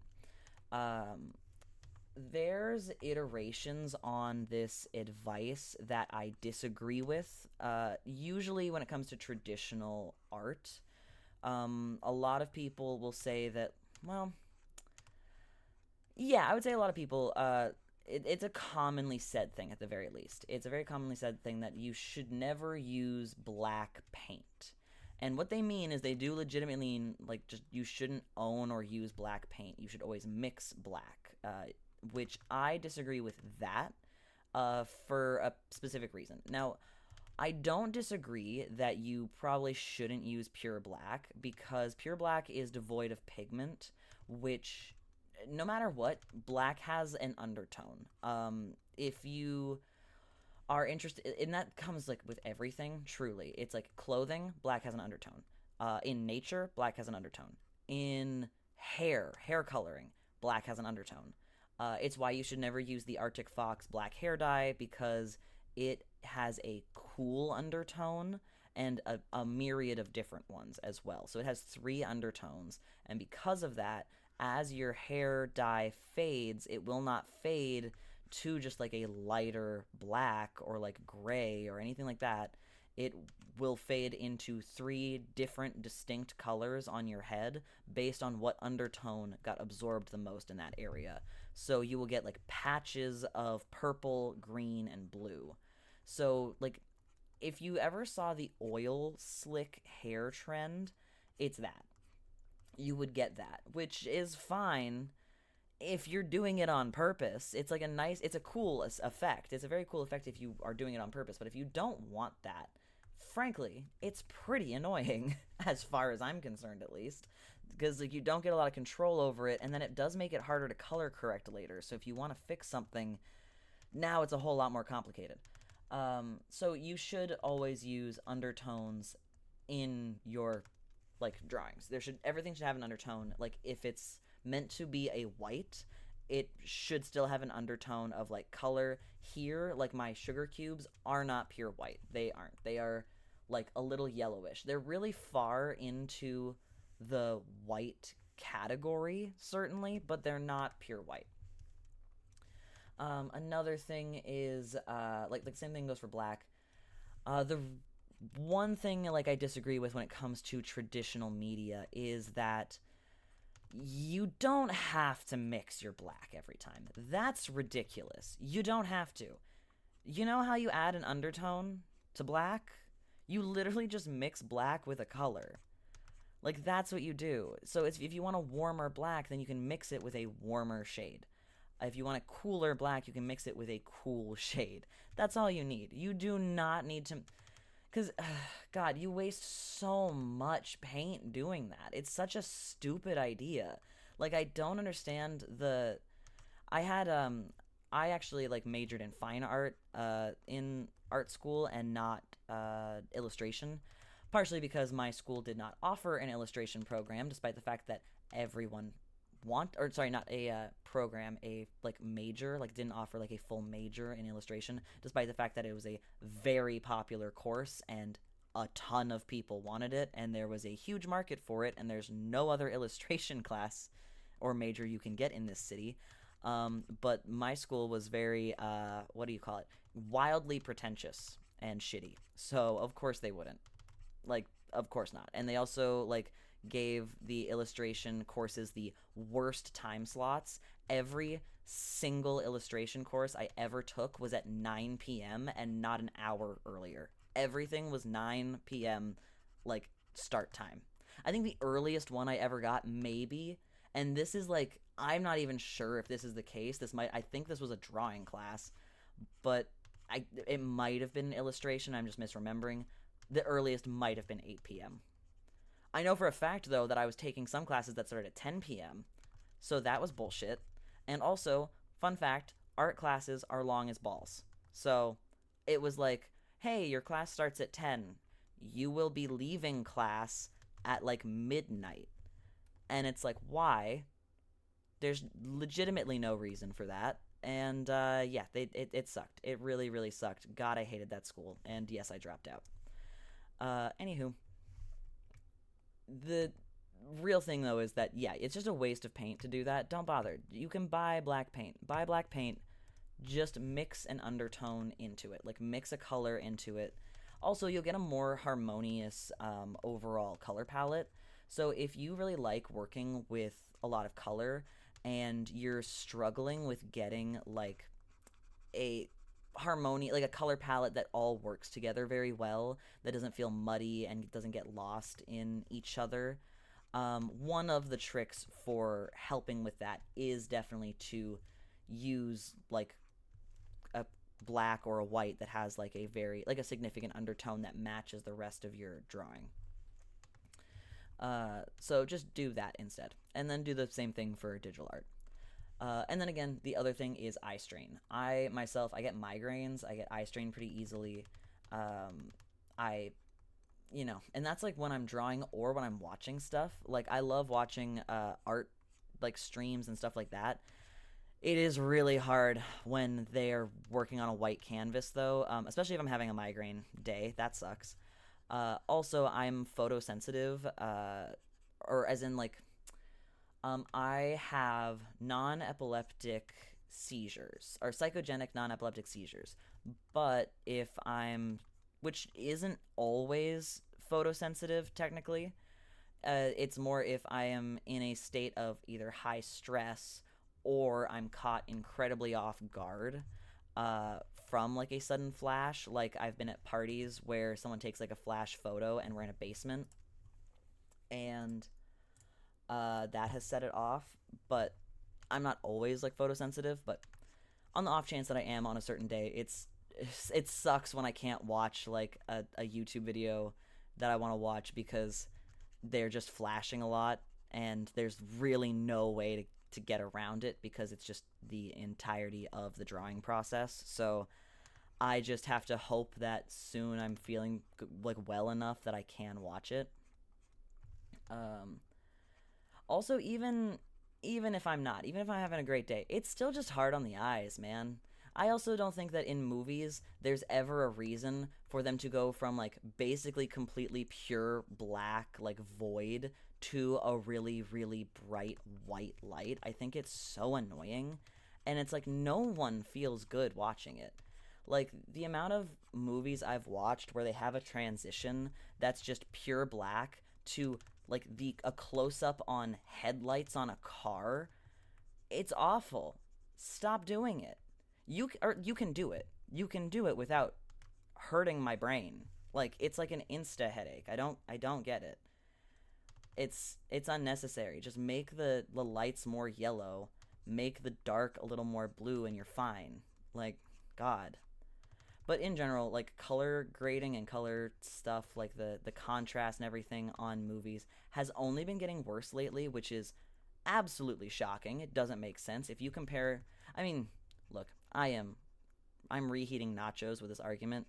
I think I just used that term right. I actually have no idea. I've never used that term out loud, and I frankly have been afraid to ask, but I context-wise, I think it means you're rehashing something, but like you're doing something again, but worse because you're just kind of reheating nachos, which is notoriously like one of the worst things to try to reheat, especially in the microwave. So I think I used it right. I also guess I'm not. I'm just rehashing shit other people has said, which is technically not reheating nachos because I think it has to be reheating your own nachos. And I don't think I have particularly talked about that. I have specifically talked about this in like a video before, so maybe I didn't use it right technically. Either way, I'm aware I'm not like saying anything that original here. Everyone has seen those like comparison shots between Game of Thrones and like Lord of the Rings and how Lord of the Rings, like, yeah, it's nighttime, but you can fucking see still. Because also, fun fact, without light pollution, you can see at night.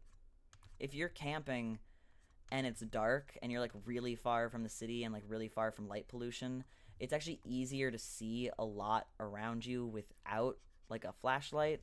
Well, depending on the type of woods you're in and everything, but you know, in general, you can see at night without light pollution. So also, none of it made sense. Either way, unnecessary to be so like hard on the eyes. You don't have to do it to yourself, and also movies shouldn't be doing it to us. It's not really necessary. Um, what was the point of that? Oh, right, yeah, that's why my backgrounds are colorful though. Now, right now I'm just working on the rope, like kind of netting around the Jamu bottle for Senshi. And then I will get back into Izutsumi's drink here because I actually don't think I've explained pretty much any of it yet, so my bad. So, Izutsumi is a picky eater. So I wanted to like obviously lean into that and the fact that she'd probably have a pretty acquired taste, only want to like eat like familiar foods, drink familiar things, and I feel like drinks are where picky eaters, I feel like they don't get as much flack for it. So I'm like I could picture her kind of being like, yeah, fine, just drink the tea you really like, whatever, no fuss, fine. Uh so there's the element of like a tea that she's familiar with that's from like her home country or like her culture would make sense. Also, she is a cat, so I opted for a like I think in flavor it's decently mild, though it's a pretty aromatic tea from what I've read. I haven't had it myself.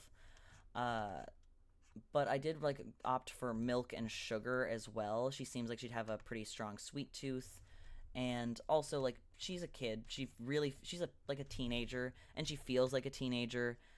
She's like very like kind of petulant in like that sort of way. It's very endearing to me. I really enjoy Izutsumi. Also, I want to say that like I do like the way that they kind of handle the idea of like being a picky eater and stuff. The mangaka herself has said that she's a very picky eater and doesn't actually have any interest in trying most of the things. She's actually more similar to like Marcel or Izutsumi, which I think is very funny and very interesting. Um, But yeah, so wanted to like lead with that. So milk, sugar, a more mild herbal tea. But the tea itself does have some cultural significance because I was looking at people's different theories on where she could be from or like what her cultural background could be. Because we see that she's from the same place as Toshiro, yes. But like that doesn't necessarily mean that they are all meant to be like Japanese necessarily.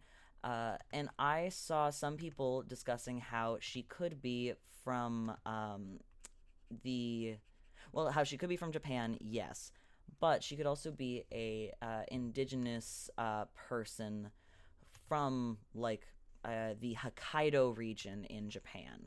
So I'm gonna try and pronounce this correctly, but I'm not sure. I haven't heard it pronounced out loud, so I actually don't have a lot of like anything to go off of. But I believe that it's the Ainu people, so that's how it's spelled, which is a group of indigenous people from the Hokkaido region in Japan. They had sorry, one second here. Okay, yeah. The way that Izutsumi is treated is very interesting. So she's a servant, yes, and many of the servants at the Toshiro, I don't know his last name. I know that like Toshiro, I believe, is his first name, or maybe it's not. I actually am not sure. I would have to double check. I'm not always good with like remembering both first and last names of characters in animes. Uh, I'm already bad with names, so remembering two of them doesn't make it any easier on me. But the Toshiro household has actually a good number of like yokai essentially that live with them and work there as like servants. They're provided like room and board. I don't know if they are paid servants or if it's like a more of just like a like living expenses sort of thing. Like they are given food and clothes and a place to live and all that.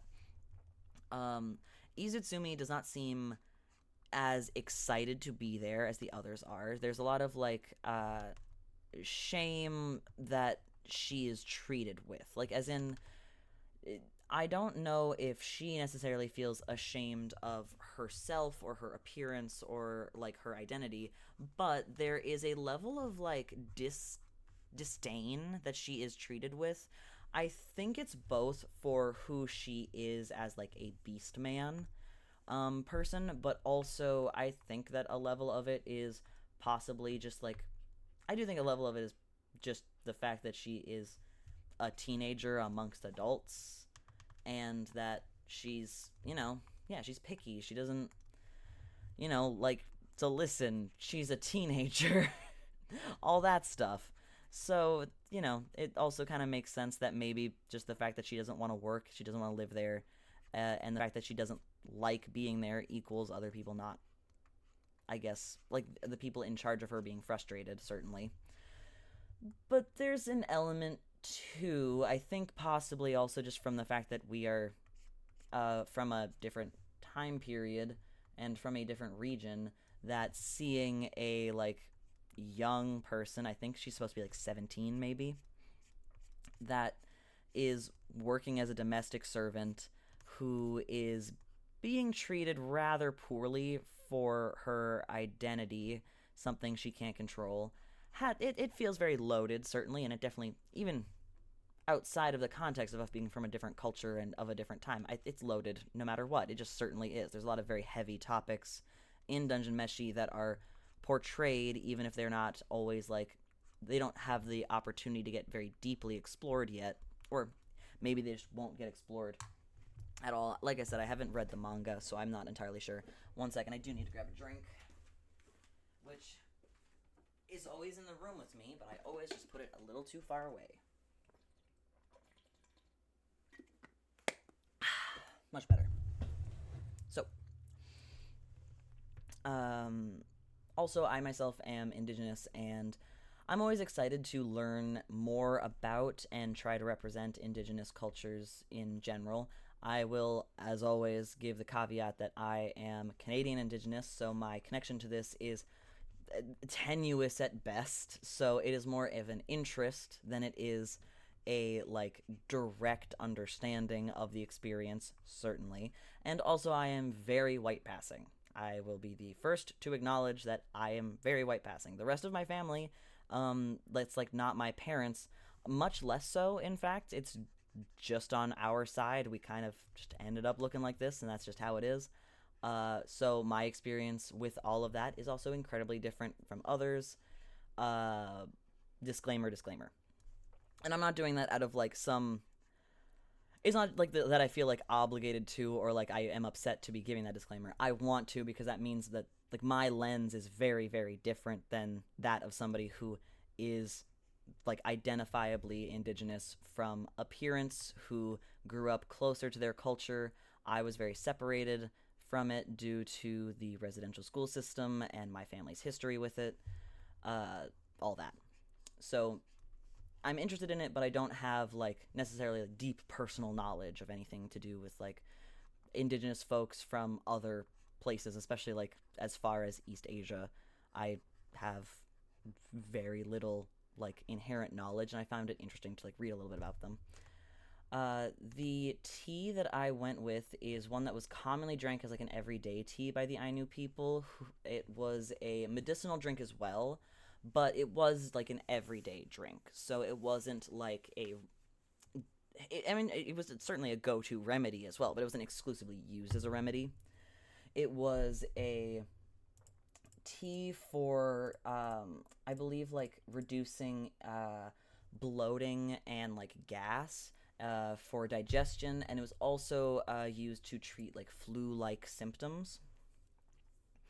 It was also because of like its fragrant nature used for flavoring things like porridge and there was another oh, I think it was it no, cuz it was porridge and something else. Possibly just like rice. It was used to flavor other things though.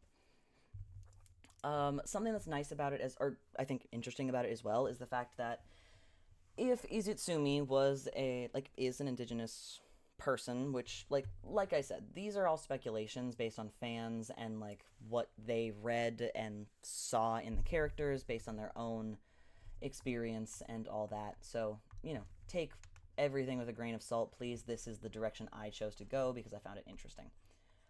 Uh the uh what is it called? Shoot. Has a name that I have instantly forgotten, but of course, the Entoka tea is made with uh, Naginata koju or koju, which is part of the shiso plant family. And what's interesting about it is the fact that it's not just the leaves that are like brewed into this tea. It's actually pretty much the entire plant. So normally for teas, there's like a certain part of the plant that is used to like brew it. Obviously, some parts don't taste as good. Some parts don't like some parts aren't like even edible. It kind of depends on like what you're making. But this is actually a very interesting tea in that you can use pretty much the entirety of the plant. I think the only part that isn't used is like the roots. So it's the flowers, stems, and leaves, which would make it a pretty easy thing to harvest, and also like there's not a lot of waste in it, which is very nice.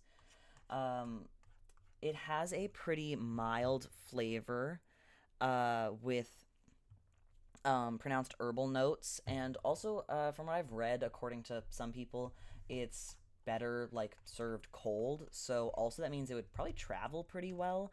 And also, if she was the only one drinking it, because we do see her as like a pretty nomadic traveler, given that she seems to kind of just take any opportunity to leave the Toshiro household and kind of get away from everything. So as she's traveling, if she's making a whole pot of tea, she could drink it all to herself, but also saving it wouldn't be like to the detriment of the drink. The drink itself is like a pale yellow color, but I want to like I do genuinely think that she'd probably just be like a avid milk and sugar adder.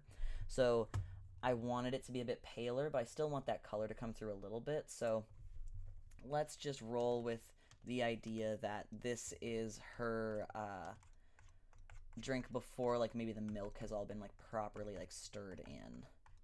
There we go.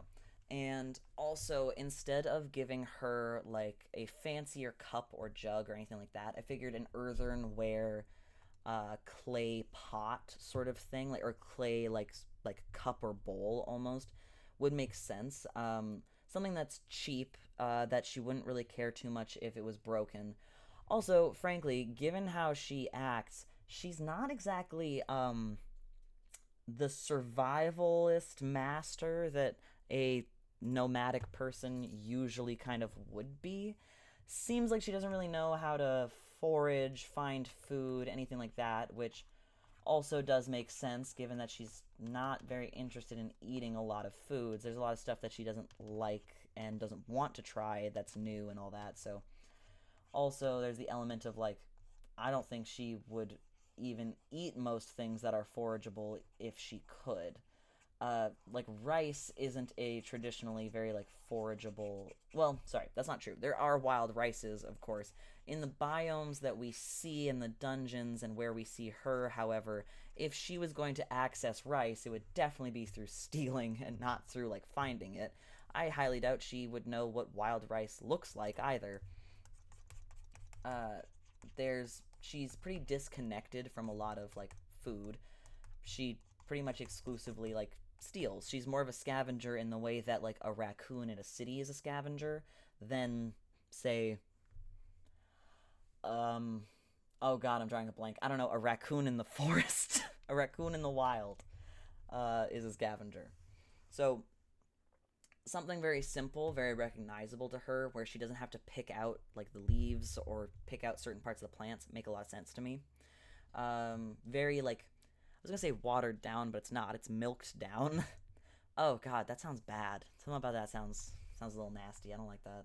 Um, which is a and it's also like I said, a mild flavor, but like a very floral, I believe, scent to it. So something very like soft and pleasant and digestible, which is quite the opposite to jamu, which I haven't had. So please like bear with the fact that I am going off of like secondhand knowledge for well, pretty much everything, pretty near everything here. Like I've had an Irish coffee, and I guess I've had teas. I like herbal tea certainly, but I haven't had like this one in particular, so I can't speak to what its like notes are like or like the flavor profile. And I'm no tea expert to begin with. I enjoy it. That's literally all I've got to go with there. But jamu, I do know, is a much stronger flavor. I mean, you can just look at the ingredients, and that's quite obvious. It's made with roots, barks, seeds, fruits, honeys, all these things with very strong flavor profiles, and also it's used as a remedy for a number of things, but it's noted for its stronger flavor. I believe it's also very aromatic and like pretty strong smelling. I believe it's got a like rather spicy kind of herbal scent to it. So that also adds to the level of they have similarities certainly, in that they are both herbal, like medicinal in nature. Yeah, okay. And but they're also complete opposites. And I mean, if you look at Izutsumi and Senshi, there's also similarities that they have while being complete opposites too. The fact that they both don't really have a family, or at the very least, Senshi doesn't feel like he has a place to return to. All the people it seems like he was the closest to passed away in that gut wrenching. Oh god, that flashback is so hard to watch, and every time I think about it, I'm just so sad for my man. Oh my goodness.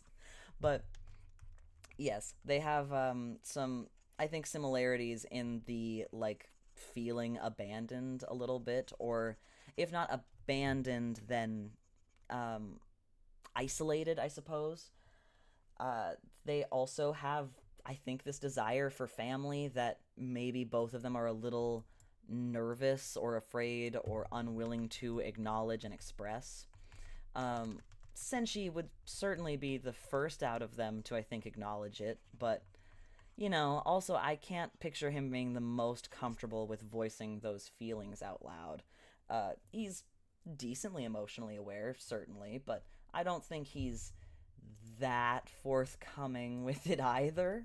So, I think there's all that. Also, I think that their just relationship is very very sweet. I think the fact that they kind of both challenge each other in unique ways. Like Senshi has gotten used to the fact that Marcel is obviously a bit of a pickier eater than the others, but it's certainly not the same as Izutsumi, where Marcel is older. She's more willing to acknowledge the fact that, yeah, no, she has to eat to live. Like, there's no getting around that, sadly. She has to do it. I just realized that it would make way more sense to actually color the bottle on top of the liquid and not under. Whoops. Uh, yes, the fact that Marcel's older, she's able to cope with her picky like tendencies more because she kind of has to. I mean, she herself says like she has things she wants to do, and sometimes that means she just also has to do stuff she doesn't like. And I think that speaks to Izutsumi since it's coming to her on her level a bit more. It's more understanding, but Senshi isn't completely dismissive of Izutsumi's feelings either. He's not there trying to force her to love things that she doesn't necessarily. He's more concerned about her body, her health, uh, also about the fact that that means that she's closing herself off from experiences as a whole. She takes that whole like I don't think do things I don't want to do mentality and she applies it to everything rather broadly, which is yeah, limiting. It limits like your experiences in life and it's important for people to challenge themselves and do things they don't like. It sucks, but we got to do it. uh I think that also they have just such a like sweet potential for this sort of father granddaughter. Why was I about to say granddaughter? How old is Senshi? I know he's older. Like dwarves are a longer living race, I believe, but I don't know. Grandfather probably doesn't feel right given he would need a daughter first. So, you know, father adopted daughter thing would be very cute. I've seen people do those little like found family like comics and fan art of Chilchuck and Senshi both kind of adopting Izutsumi, which makes a lot of sense. Senshi, I think, falls into a mentor role very easily with people, which is very fun to watch, especially given that he's doing it with people who are in their adult years. Like everyone in there is at the very least in their mid 20s for the most part, but Izutsumi is an actual child and like because I think she's like 17. So she provides like a new challenge for him, which is fun to watch and see how he deals with it because also, frankly, he's not actually the best with her off the bat. Like he did better like with I think convincing Marcel off the bat to be a bit more open. Not a great job. I think that like at times like they're really missing where each other is coming from and it gets better over time because both of them have to accept that yeah, they have very very different backgrounds, so of course they see the world very very differently. Also, Senshi has kind of a natural distaste for magic, which I'm glad doesn't affect the way he views Izutsumi, because I think that would be such a like sad kind of like step back for the character if that was the case. So I'm glad they didn't really include anything like that. Maybe they did in the manga, and I just don't know. But I say that a lot for a lot of things I'm noticing, but I'm just like so much tends to get cut from manga to anime, so I have to assume that there's plenty that I just have no context for. Um, yeah, I would love to see more of these two. However, I do love the Chilchuck Izutsumi relationship. I think it's so so so sweet. The way that he just so naturally, I think, kind of is drawn to a certain role with her. Uh, just given the fact that he has daughters, some of which are around her age, I believe. Because he has three in total. I know that the oldest might be a little older than her.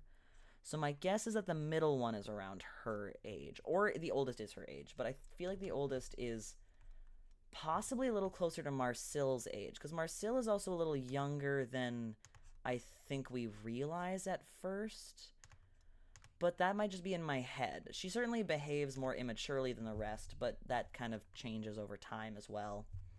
And that's also in comparison to people who are definitely significantly older than her. Like Chilchuck is a decent amount older than her.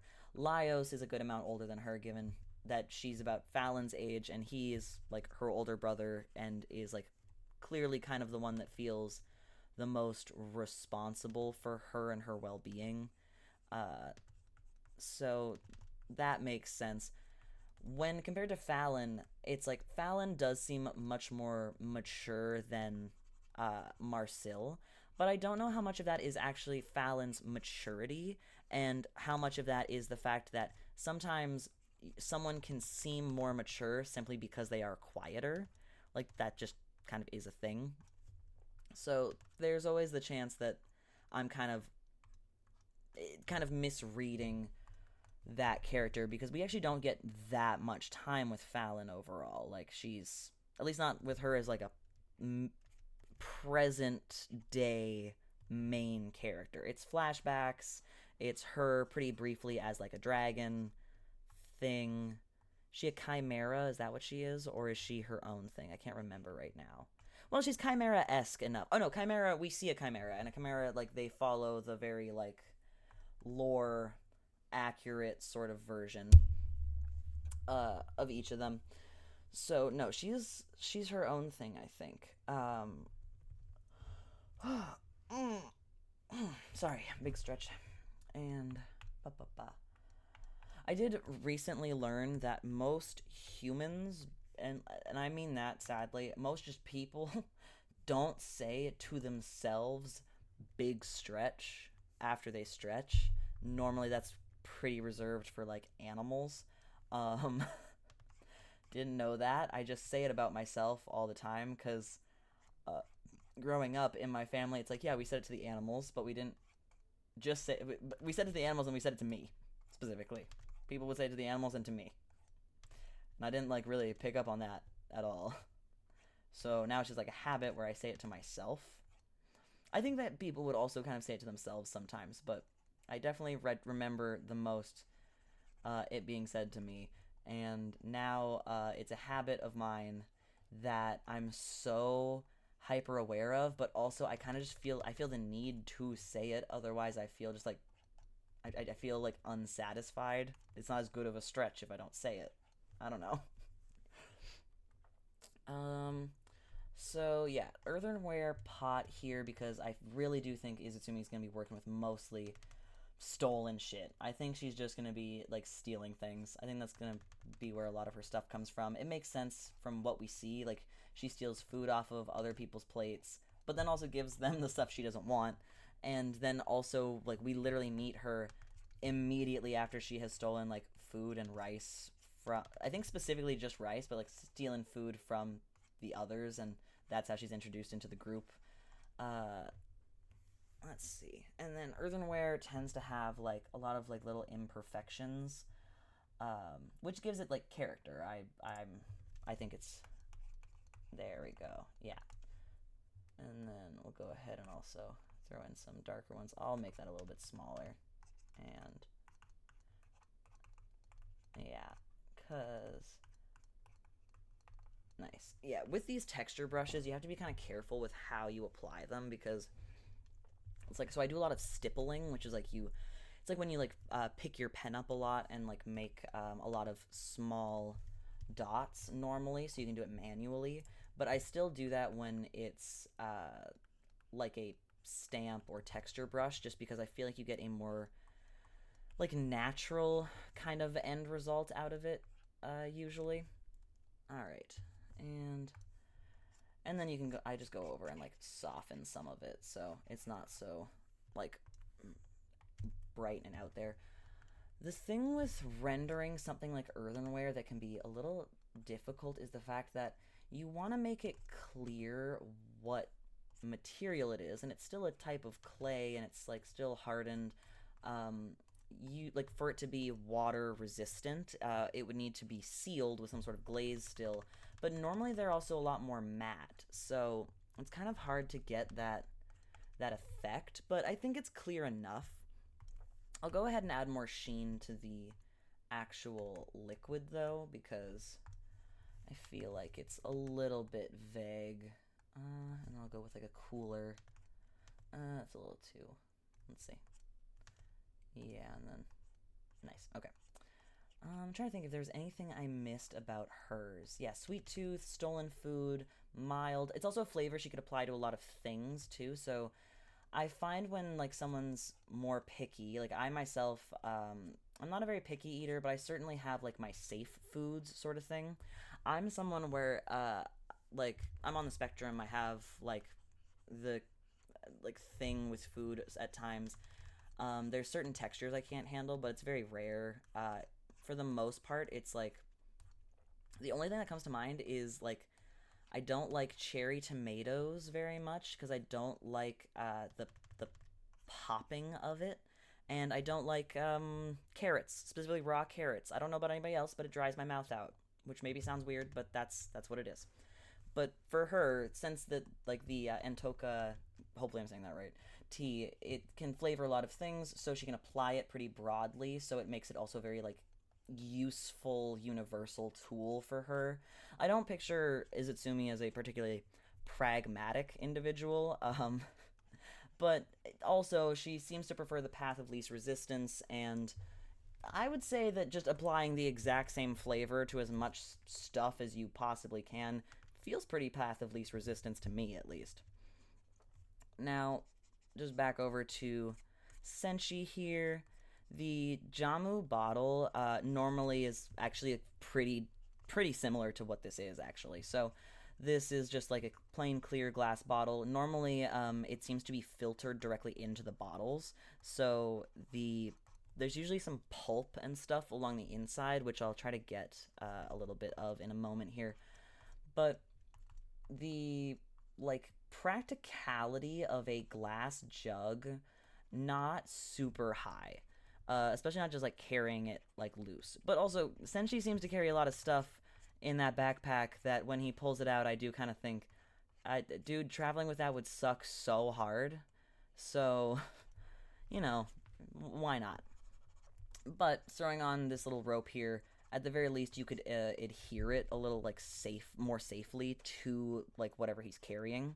So I mean, he does wear a pan on his back, so the man clearly is certainly like okay with carrying things in like a rather odd manner. So I could picture him just kind of like tying this to a bag or something. Also, then it's very available. I Again, this is rather medicinal, so I also think this would be kind of made on the fly. It can be made with a number of things too, so it's a very I guess accessible sort of thing to make, like as in maybe it's not the simplest drink to make in the world, but it would definitely be something he could make on nearly every floor of the dungeon, really. Like the only areas he'd be hard pressed to find at least some ingredients would probably just be like the castle town. Um, Hard to say though. I mean, they find some things there, and then definitely the like hall of armor, because it seems to literally just be like a hallway, like a long hallway is like the whole floor apparently. Uh, so that one would be hard to find anything except for those like armor muscle things. Those guys are a little nasty to me. I think that's like the one thing that I'm like I really wouldn't want to eat from the show myself. Partially, I think honestly, it's the fact that they describe that if you boil them, they taste like helmet sweat. Like they say that it tastes kind of like irony and like a little bit like sweat, and I'm like, that's nasty. In fact, you lost me on that one. I'm not a huge like mussels and oyster person off the bat. Certainly not oyster. I can do like the cooked thingies. They're okay. But yeah, helmet sweat just makes me think of like the inside of a hockey helmet, and I'm good. In fact, that one was a huge turnoff for me. Hard pass. There's something I was gonna put in here. Oh, right. I just wanted to put some of the pulp because Jamu is, like I said, like kind of it's filtered, but it seems like it's a like looser filtering process than other drinks, and since it's right into the bottle, you would still get some of that pulp residue. I can probably just pull out like a texture brush for this. Um, let's see here. Yeah, and then I think also like the fact that Jamu can be made from so many things again really just lends into the practicality of Senshi. He's a man after my own heart, truly. So low waste. I love it. I am very passionate about like using every single thing you can. Yeah, sure. I would love to be like it's for the environmental impact of it all. It is in fact because I am a hoarder, and the more I use out of a thing, the better I feel. Uh, I've got like OCD, and that's just kind of how it manifests a little bit. So any sort of waste reduction, especially when it comes to food, I feel great about. So this would be awesome. I've also always wanted to try this. Although there's a little fantasy fulfillment in this for me. I love a spicy drink, but I don't like tomatoes. So I have no interest in like a Bloody Mary. And oh my god, if you try to make me have a Mott's Clamato Caesar, which if you don't know what that is, it means you probably don't live in Canada. And I won't lie, that's like the worst thing we've ever come up with. Okay, one of the worst things. We've done worse, certainly. That's the worst food thing we've done, though, I think. As far as I'm concerned, that's like the worst one. And it's bad. It's literally just like if it's a Bloody Mary, but we also put clam juice in it. It's clam and tomato and alcohol. And I'm like, why? Why would you do this? That sounds so punishing to yourself. Also, common things to add to it are like Worcestershire and soy sauce and like I don't know. I like the idea of like the spice of it. I like the stuff they put on it. Also, oh my god, you get a whole goddamn meal on top of those drinks. It's crazy, which is awesome. Love that. I would love to order a drink and get a small rotisserie chicken with it. That'd be great. If it wasn't for the fact that the drink is a cold tomato clam soup. That's brutal, man. Why? And I'm just gonna take a like soft eraser here, just so the edges of these like little pulp bits aren't so hard. And I'll probably go ahead and just take, yeah, something just a little bit textured, and then I'll add, because anything that's like a little pulpy, that like this, that's also a little, like that does this kind of natural, or not natural, but more like, hand filtering sort of thing, especially directly into the bottle, you'll get a bit of like a foam top, just from like the very just literal like aeration process. Like you're putting it through usually like a sieve or sieve, however you pronounce it, of some kind, which just all that air then gets into the liquid and then dissolves all that. I don't know if Jamu has any sort of like what do you call it? Like seltzery quality to it whatsoever. I feel like it doesn't, to my knowledge. I think it's a pretty like straightforward, like I think like rather thicker drink as well, but I'm not 100%. All right, but this is Izitsumi and Senshi's drinks. Both have like significant cultural ties as well as the character ties, like I've said. I also wanted to go ahead and give. Oh, I guess I'll shade the little mat that I gave her thing right quick, and also the cubes, just because otherwise it'll just bug me, frankly. Um, there we go. I just wanted to go like with a color palette also that made sense for her. So like a red cloth, something that she's got like a sash I think tied around her waist from what I remember, and she seems like the type of person to just like pick up like cloths and like scraps and kind of just squirrel them away in her bag for travels or whatever. Again, this girl is a little thief, and I think it's very funny, frankly, especially because she's adopted then by by the like most anti-thieving thief in the world, really. Like Chilchuck is very against stealing from others. He's very like forthcoming with stuff, which I appreciate. I think it's very fun having a like rogue type character, and that's part of their like character traits and everything. It makes for a fun like dynamic uh, like story to watch, like or like character and like storytelling and all that. And we'll get in there with just kind of like some light beiges. I don't feel like having dramatic lighting on this food. That seems a bit extra, which I tend to be, but also not that much, and not right now. I'm good. There we go. That just makes it feel, yeah, it makes it feel also a little more even. Like if I didn't have that, I feel like the bowl would look kind of strange and everything on like this completely flat, unshaded, unrendered surface.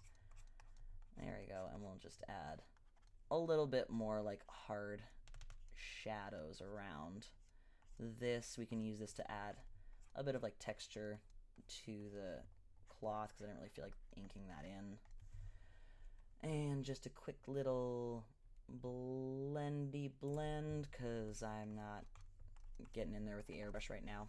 There we go. Nice. Awesome. So that is Entoka and Jamu for Izutsumi and Senshi, like I said. And I'm going to go ahead and once again close each individual layer because I didn't merge them.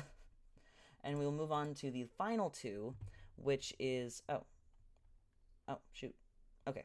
Whoops.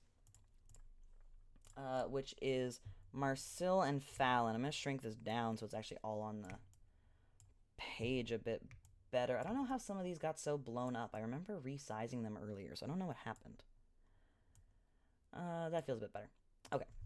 So, as you may or may not be able to read in my atrocious handwriting, truly these notes were originally just for myself, so I didn't remember what the hell I put, and then I couldn't even read the first word on Fallon's drink at first, and I had to really try and like rack my brain for what the hell I was trying to spell out there. It doesn't in fact say pine needle. Whoops. Not like I couldn't tell, so but I'll go ahead and also just write Fallon. Now obviously like these two had to be together for obvious reasons, like let's be real, but also leading into like it leans into my kind of MO for how I paired all these things off in the first place, which is I wanted it to make sense. I wanted to have some contrast both in character and like the type of drink it is, as well as like visual like distinction. So I'll just go ahead and make the base colors a bit more uniform. I prefer to do my sketches in color. It just kind of helps for when I ink and everything, and also kind of like helps loosen me up. I feel like I get a little less precious with the line art and everything. Yeah, I'll go ahead and just, I don't know why, I don't need to be able to see the cup through the lemon, certainly. There we go. And then just a little, oh, that is huge. There we go. Yeah, I did these sketches forever ago because I really didn't feel like trying to hash out how all these things looked and then also coloring them. So, there we go. All right, so I'll start with Marcel's just because, frankly, I'm pretty excited to color it. It's just going to be a fun color. So I went with a butterfly pea lavender lemonade, which is a mouthful, and I do have a good reason for every step of the way, or it doesn't matter. You know what I mean.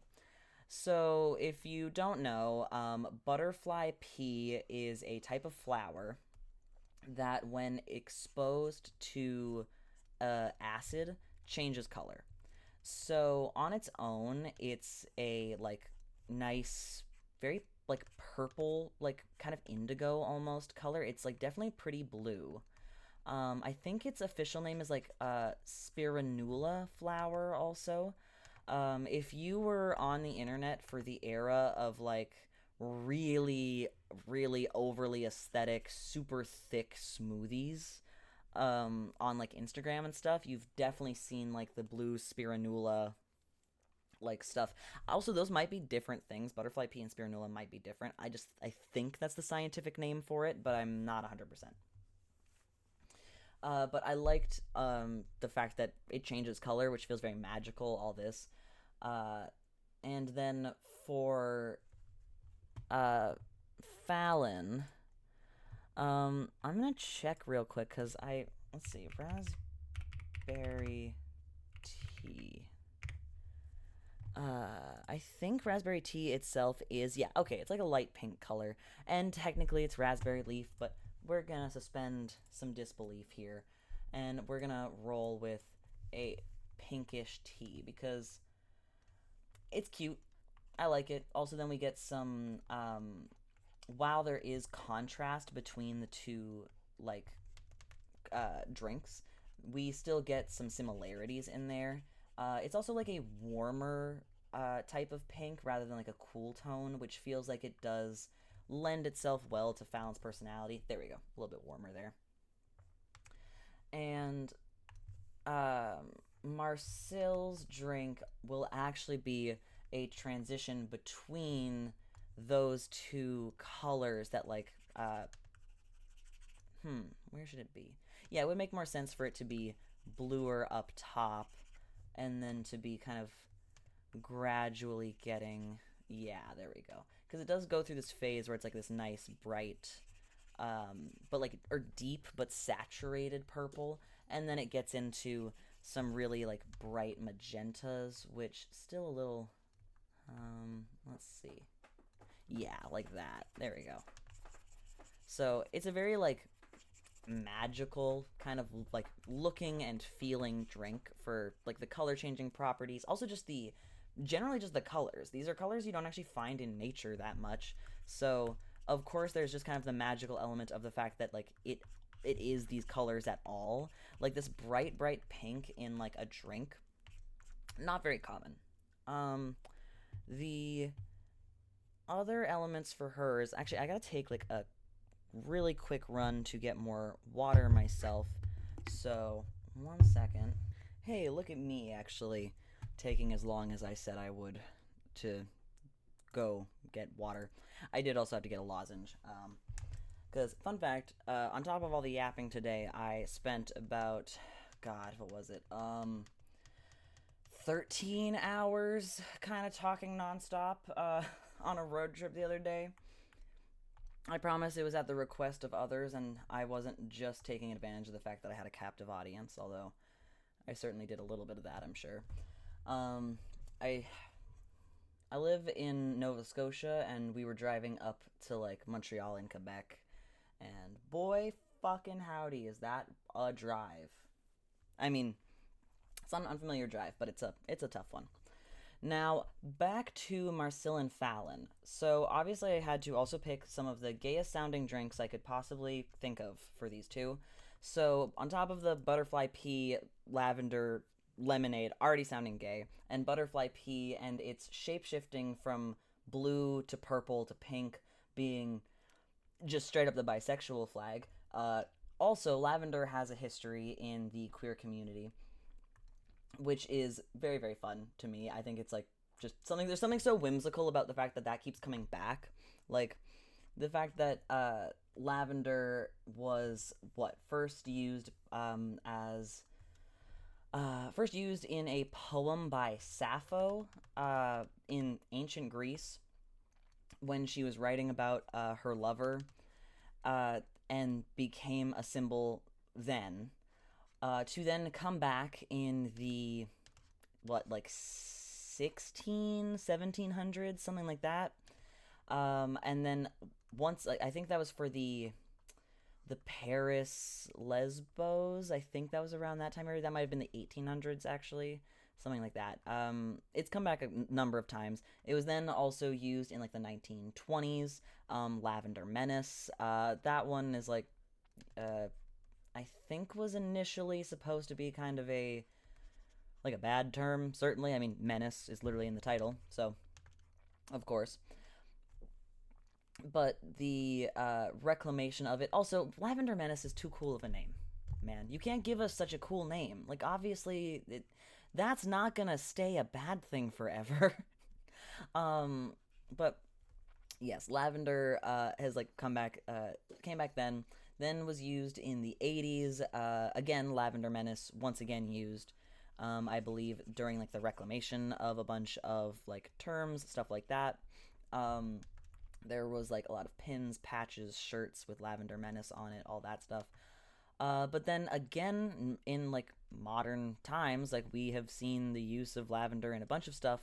Like pins and patches are back, like Lavender Menace as like a term, understanding lavender and its like significance historically, the use of the term sapphic and the sapphic like community using like lavender to like once again represent like their identity and everything.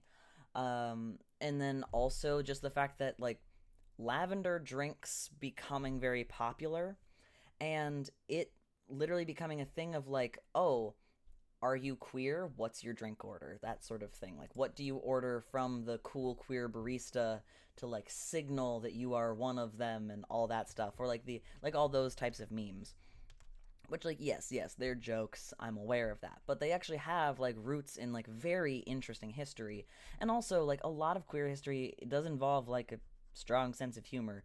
Like, gay people have always been funny, so also there's the fact that like a lot of these like use cases were lighthearted, of course, and then also became like serious because that's kind of how it works, is it we retroactively will sometimes apply deeper meaning to jokes. I'm not saying that that's what we did with lavender here, but I'm just saying that that's a thing that happens.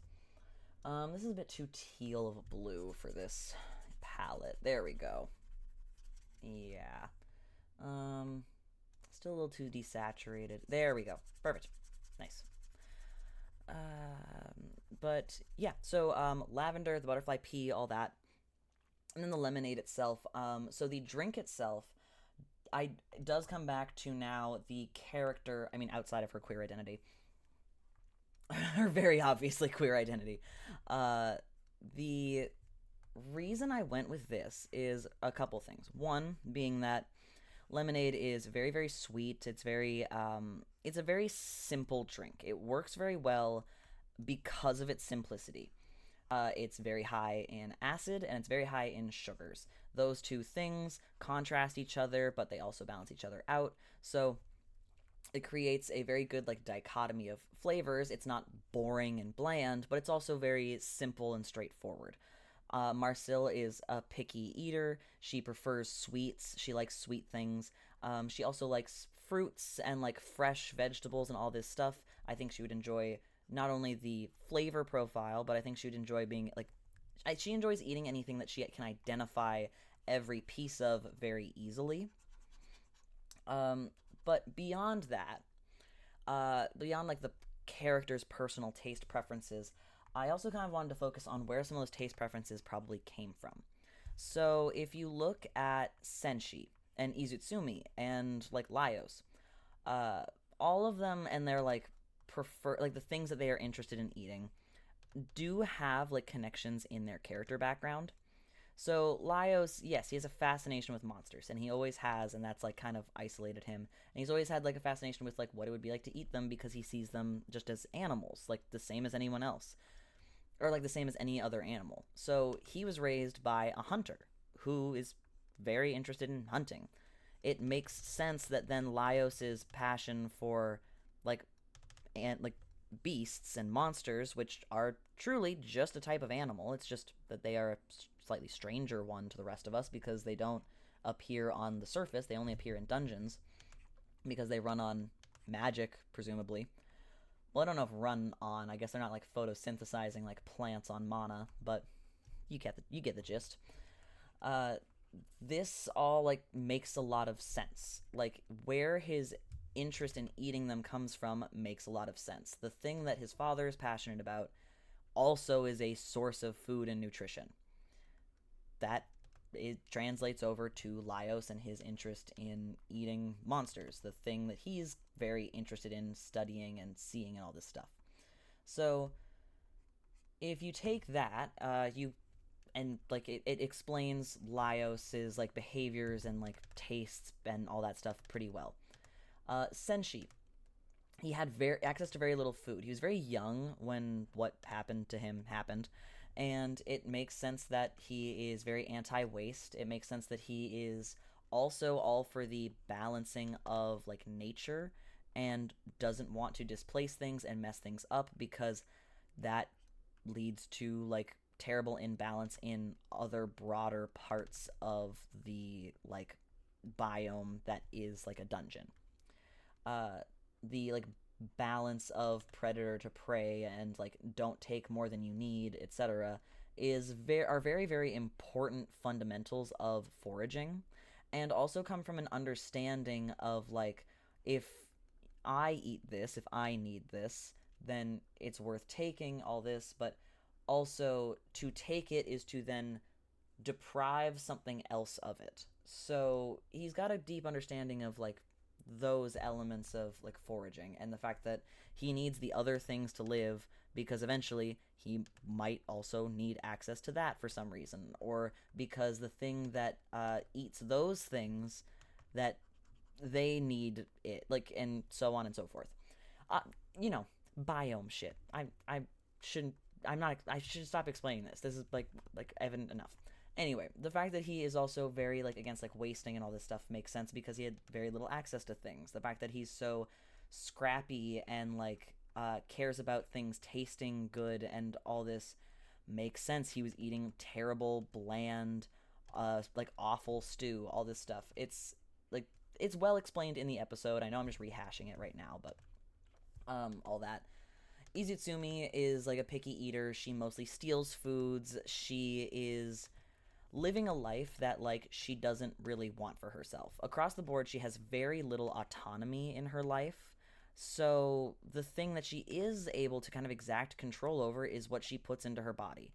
And that makes sense. But like also it's a hard way to live and it creates like a bad relationship with food and all this other stuff. For Marcille, I wanted to kind of evaluate what some elements of her background would kind of lead to her being the way she is. So, from what we can tell, she was raised decently like upper class. It seems like her family was like decently well off from what we've seen. Like we see like a representation of where she grew up and like a library that she grew up with, and it is massive. We hear that her mother was this incredibly famed mage who is like very high up in certain, I don't know, uh like magic political stuff. I can't remember what her mom does, but her mom's important. I remember that much. And her mom's like pretty famous. It's clear that she's pretty well off.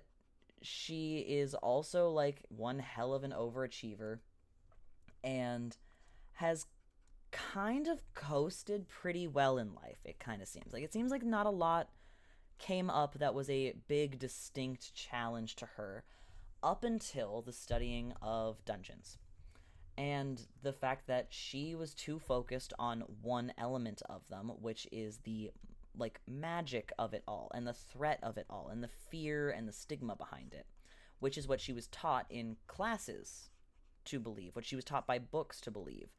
Her hands-on knowledge is very limited. So it would make sense that she doesn't understand a lot of things. Like, she's probably very disconnected from where her food comes from. A lot of people are nowadays. That level of disconnect didn't exist as much back in the day when people had to grow, and not just grow, but raise their own food.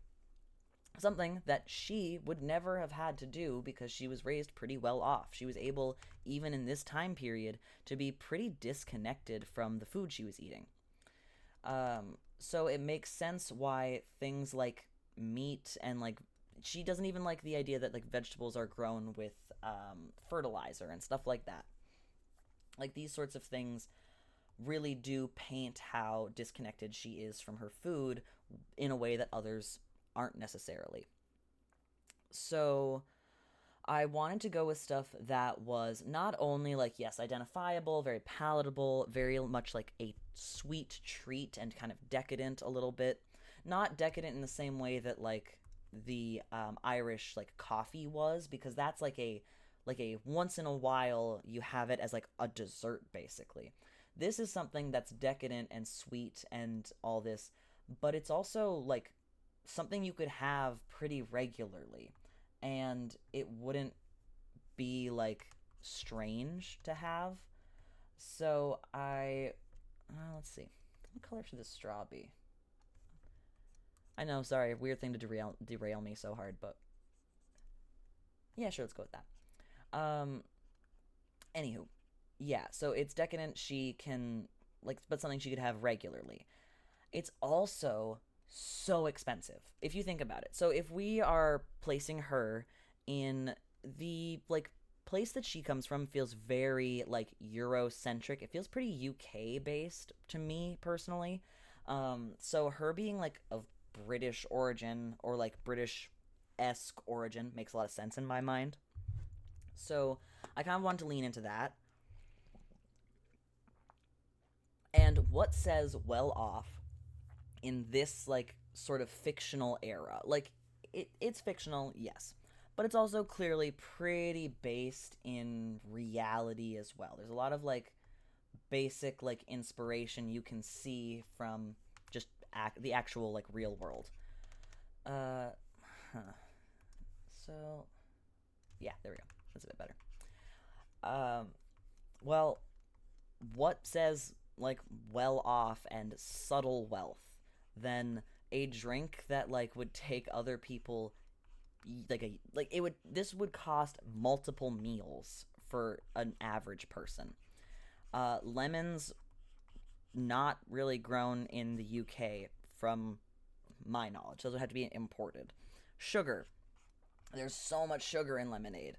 That would also have to be imported. That's very expensive. Um, yeah, like sugar is so goddamn expensive back in the day. So there's all that. There's also, however, just the act of ice. Ice so expensive. The like blue pea like flower very expensive. The lavender itself is like okay. I think oh wait no, Marcel might be French actually. Now that I think about it, Marcel might be French.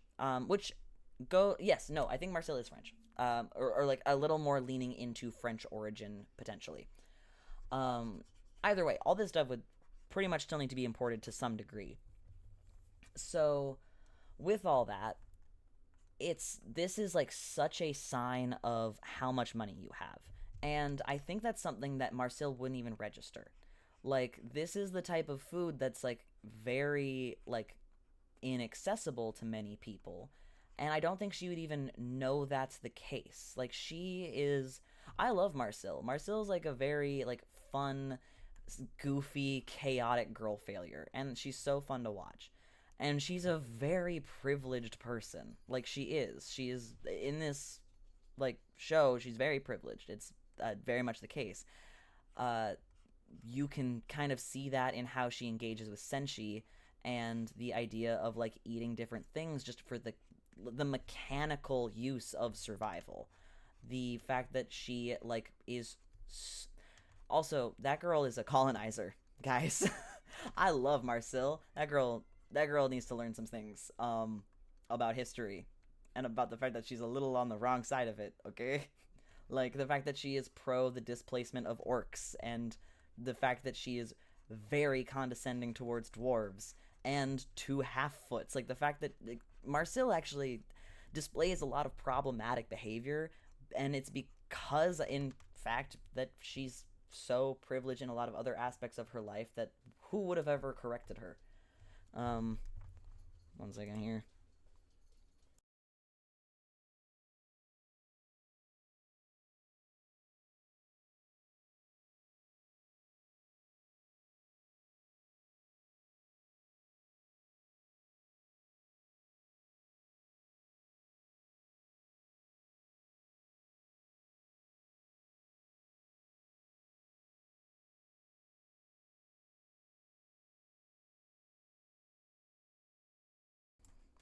Sorry, my girlfriend came home, so I had to say hi.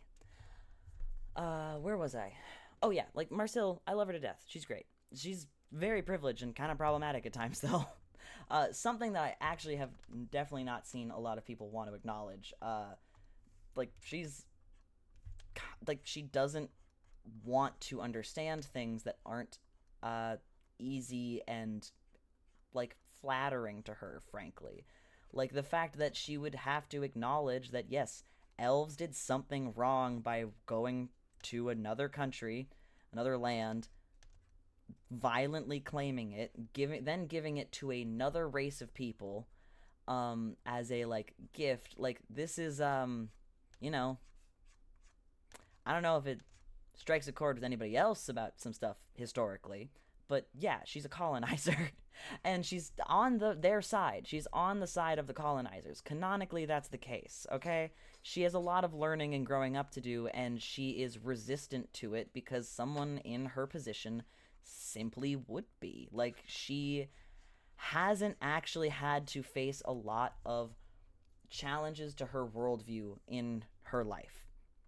So I, you know, I wanted to also like lean into some of that like privilege that she would have with how I build this. Like the fact that it's like there's a lot of elements to her. She's a complex character, but also it's like, she's a little um at times uh I think she almost would prefer to be shallow sometimes. I don't think that she is. I think that however that would be easier for her. I think that sometimes she would like to lean into that. Um, I think that her befriending Fallon and the fact that Fallon has such a big influence on her is what keeps her from becoming like the worst version of all of these traits. She also like obviously her exposure to like Senshi and the fact that like her and Senshi take a while to get along, even though if you think about it, Senshi and Fallon would definitely get on like crazy. Like those two make so much sense. They'd be such good like friends on the same page so quickly. So there's kind of the element of the fact that it's like if these things aren't being presented to her in the way that she wants, then she's less likely to acknowledge them and, take the criticism and all that, which is the case for most people. A lot of people are defensive at first, and Senshi is not there trying to sugarcoat it, certainly. He has his own defenses up, he has his hackles up, and I think it's also pretty deserved. The same way that the orcs have their hackles up when they first meet her. And it's like, yeah, no, certainly the orcs have every right to. Like, why would they trust her? Why would they want to treat her with like grace and kindness and patience, especially when she shows up and starts shit talking them immediately? So, all that to say, yeah, I made her a fancy rich girl drink. That's pretty gay. She's a fancy little rich gay girl, and I think that she would be all about this. I think that the blue pea like lavender stuff would be something that she was pretty accepting of because it's pretty. I think that she wouldn't mind as much because it looks nice. I think that if this was in the dungeon and it was just like a strange flower she didn't really know much about, but she saw like how aesthetically pleasing it is and like how palatable it is as a new thing, I think that that would kind of lean into her tendency to be a little superficial about like what she thinks about things. Like she has a tendency to be a little bit superficial when confronted with new ideas or like new opinions and um, experiences and stuff like that. Also, I put it in a fancy little glass because I just picture her like chilling on, like a French patio somewhere in fantasy old timey French place. I don't know. I fantasy Paris, I guess. Uh, she also did a lot of traveling, I believe, due to her mom's work. So also she would have a lot of exposure to different things, but she also probably wouldn't want to challenge herself and probably would stick to things that she's used to and familiar with. So also kind of leaned into all that. Quite the stark contrast to Fallon, who didn't travel much, didn't get out to see the world, but also has a much more understanding and compassionate worldview of a lot of things. She's also like someone who was ostracized, much unlike Marcel, who was pretty widely accepted because Marcel didn't rock the boat. She didn't challenge the things she was taught or any of that. She did really, like, outside of obviously dark magic. Dark magic is the kind of one and only thing that we see that she is willing to really push for and defend that is like very against cultural norms. And she's correct too. I think that she makes a very good point. I have like I don't know how that pans out yet. We'll see. Who's to say? Maybe she's in the wrong. Maybe there is nothing that like positive that can come from dark magic, but I'm reluctant to believe that myself because she makes a good point. What is the difference between dark magic and healing magic? Like she's also it's also a necromancy type thing. If we look at Fallon and what Fallon does is actually pretty morbid. If I was to like class like Fallon in the same way that I did with like Laios, I would actually probably attribute Fallon to being a cleric of the grave because people are pretty off put by her powers at first. Her abilities to like commune with the dead are not seen as like particularly normal. Um, Even though like magic isn't that uncommon, even where she's from, it seems. So it's her particular abilities that people are afraid of. So she's a cleric, though. She's healing people. Uh, why is this seen with such like immediate prejudice? And it's just because that they associate something like that as being inherently dark in nature. So I think that the fact that Fallon is actually kind of like macabre in nature, like in the way her powers manifest and everything like that, makes a lot of sense then for why also like Marcel is so quick to like be so accepting of her and everything as well. Like they are coming from kind of a similar place with all that. Does Marcel know that about Fallon right off the bat? No, of course not. But just in the long run, there's also that element that I think plays into it rather nicely. Let's see. Ice is not the easiest thing to render, certainly. Oh my god, I'm sorry. Honestly, I do that I'm rough for that, so it's a miracle that's the first one. Okay, I think that's pretty good for Marcel's overall. I guess actually I'll go ahead and give a little bit of a pink tint though to uh, these because they really do feel a little too surface level. And they would be getting also less tinted as they get closer to the edge of the glass that's like closest to us. So just go ahead and give a little bit of a nice. There we go. Yeah. So ba, ba, ba, ba. And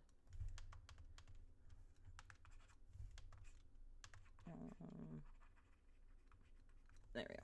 And same thing for the straw, I guess. So we'll go with that, and then with the gradient, it's a little bit more difficult, but I think that turns pretty good. I should probably change up the color though. It blends into the rest of the cup too well, so maybe I'll go with pink like I originally planned. Okay, so we'll do all that, and then there we go. Okay, yeah.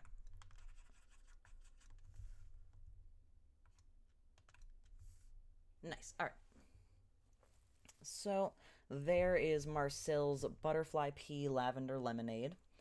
And then for Fallon, so Fallon's, like I said, it's like a pink because it also just makes sense for what the drink actually is. But it's also so we've got a little bit more of a tie between the two. So I want to take some elements from the Marcel drink as well.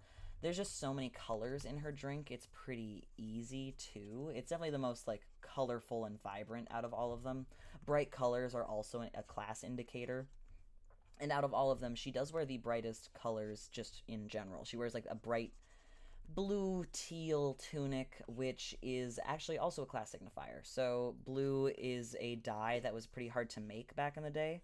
It was very expensive. It's actually still part of why, like to this day, blue and purple are associated with like royalty and like a regal status, is just because of how difficult those dyes were to make.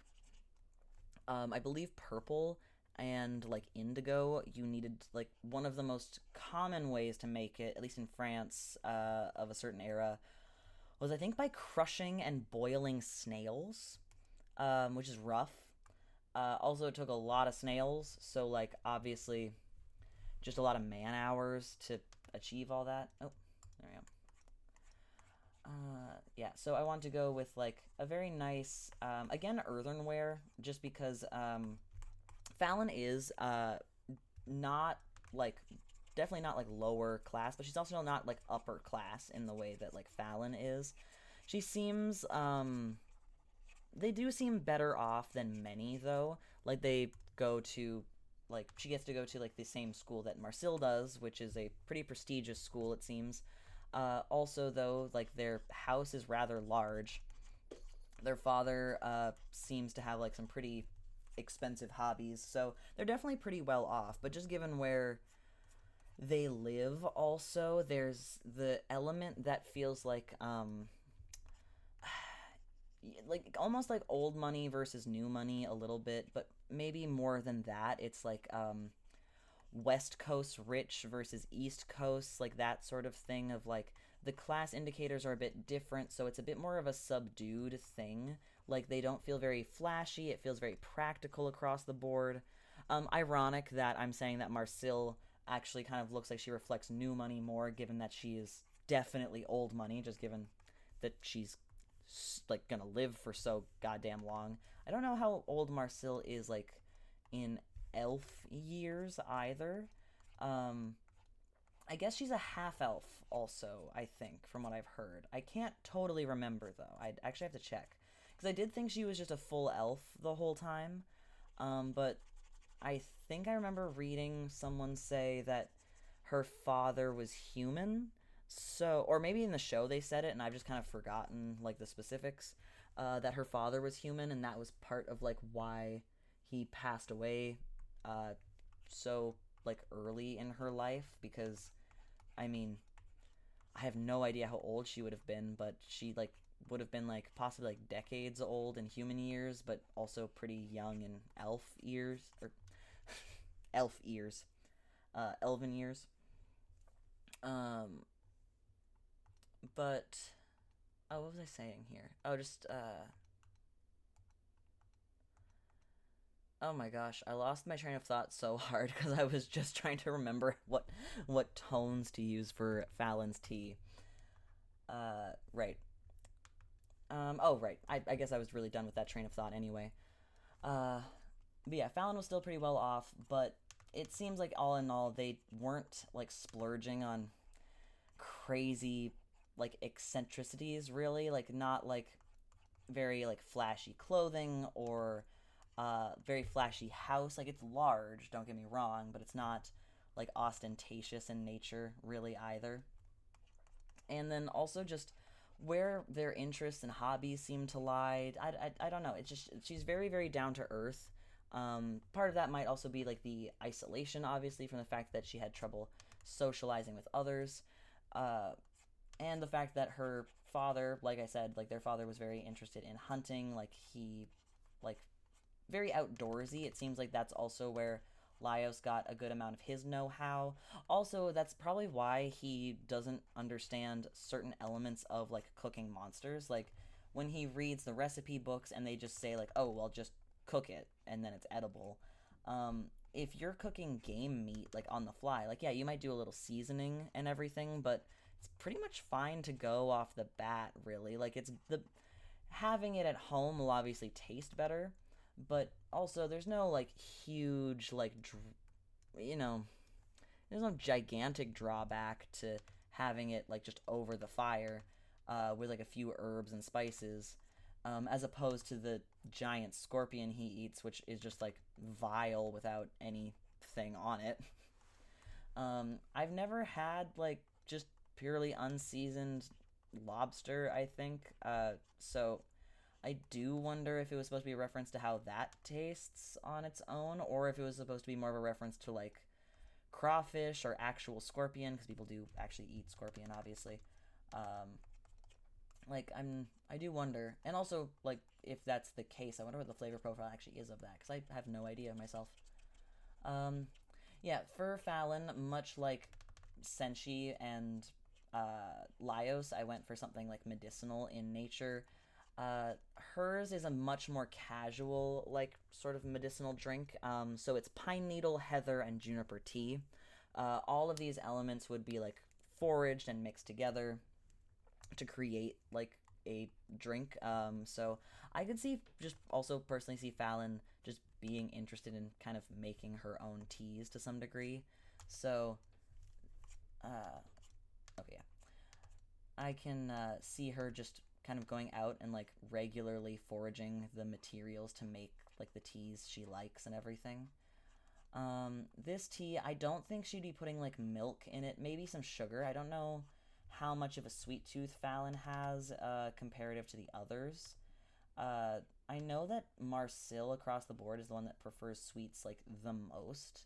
Izutsumi is like a carnivore, which makes sense. She's part cat, so she like very much prefers meat. Laios is, I think, just like doesn't have too much of like a great like preference one way or the other. He seems to enjoy all of it. It's just like if he wants dinner, he probably wants dinner, sort of thing. Chilchuck has no sweet tooth, like or not no sweet tooth, but he doesn't like sweets that much. So I don't know where Fallon falls on that, and I mean that makes sense. We see so little of her, but I opted for no milk, maybe a little sugar.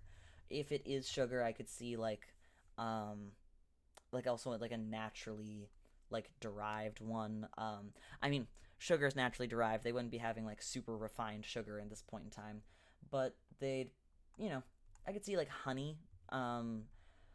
For where they live, potentially maple syrup. I'm not totally sure though. I don't know. They had a lot of evergreen trees, but I don't know if they have maple trees really.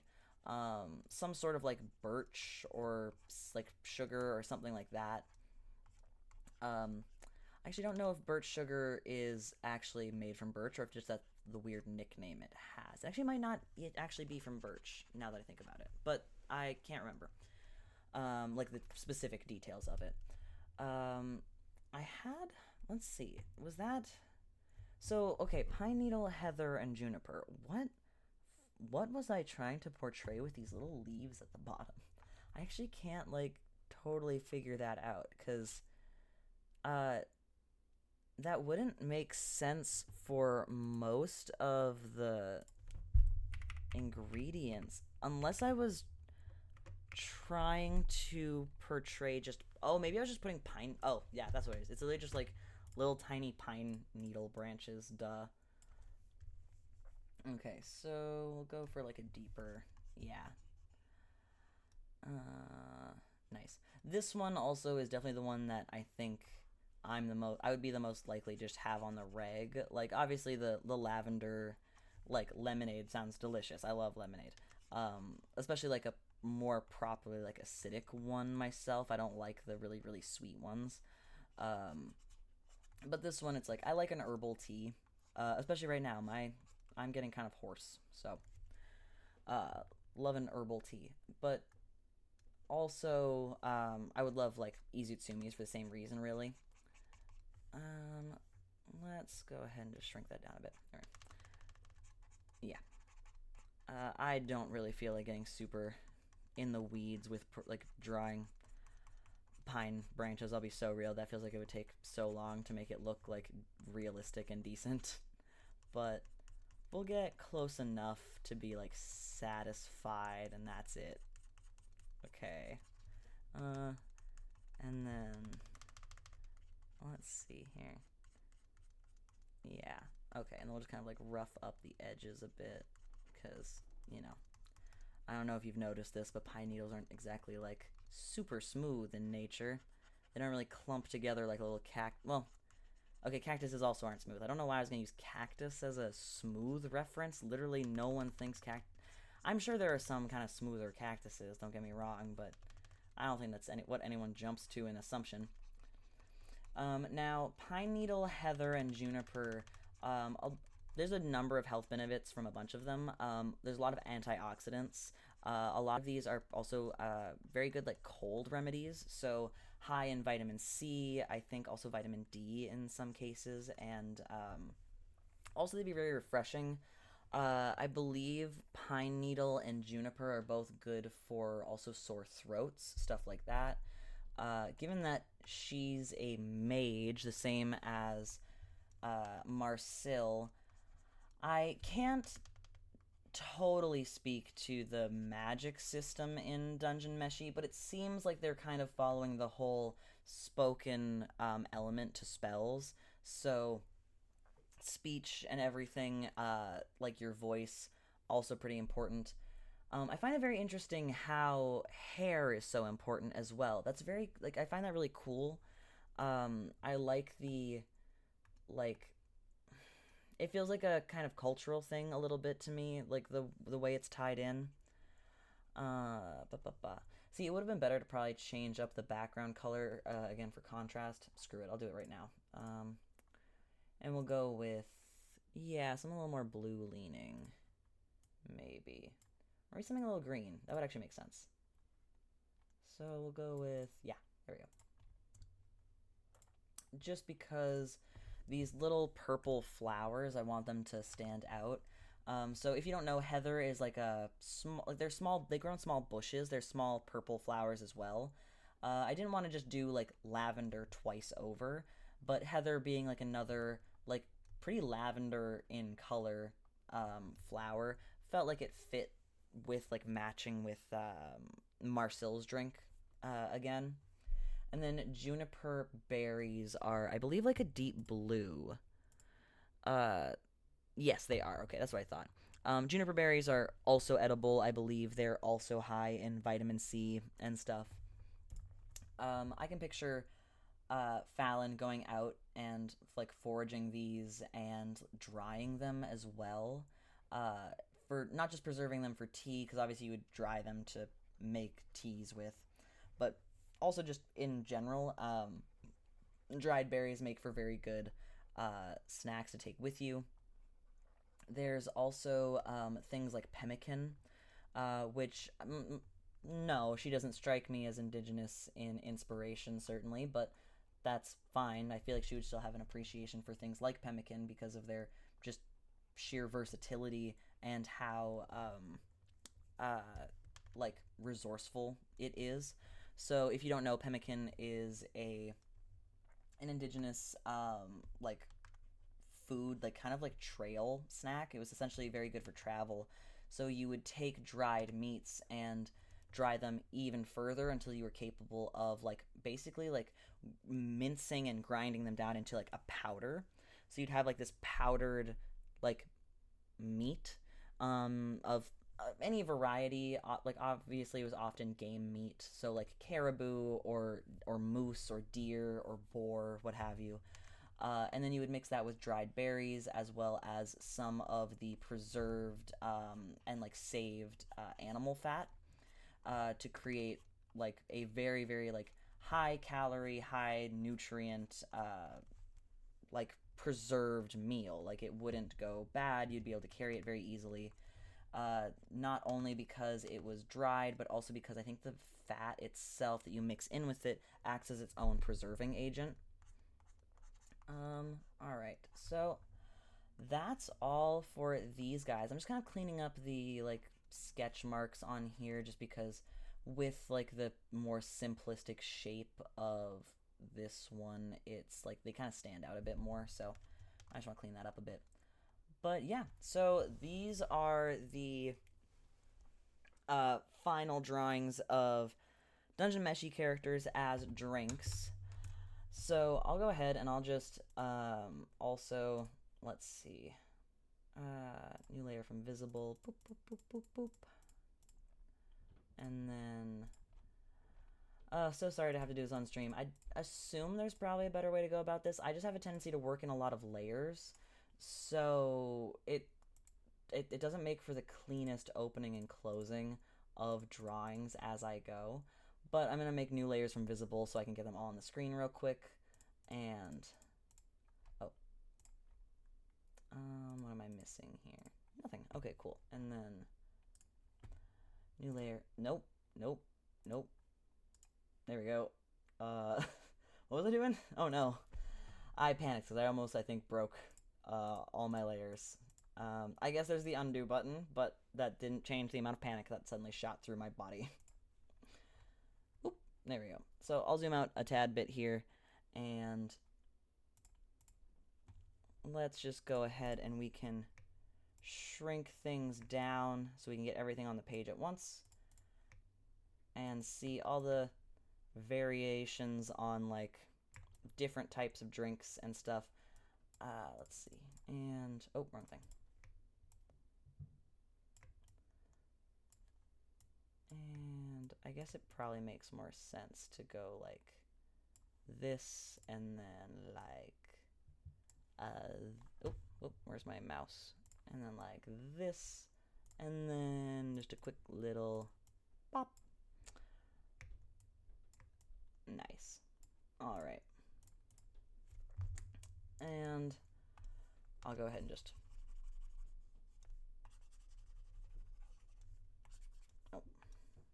nope.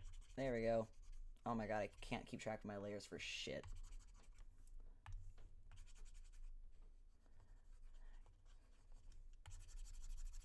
There we go. And then I'll just arrange them so they look a little bit nicer all together, but let's see.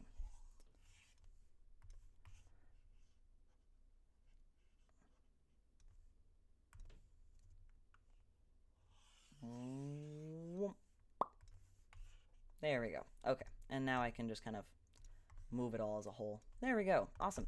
So that is Duingeon Meshi characters as drinks. Now, did I skip a few? Yes. For sake of time, I was already doing 6 of them. That's a lot. Also because there was basically just one that I couldn't figure out what I thought they would be if I wanted to expand. Because I did consider doing Toshiro and Namari as well, because I find those characters very interesting.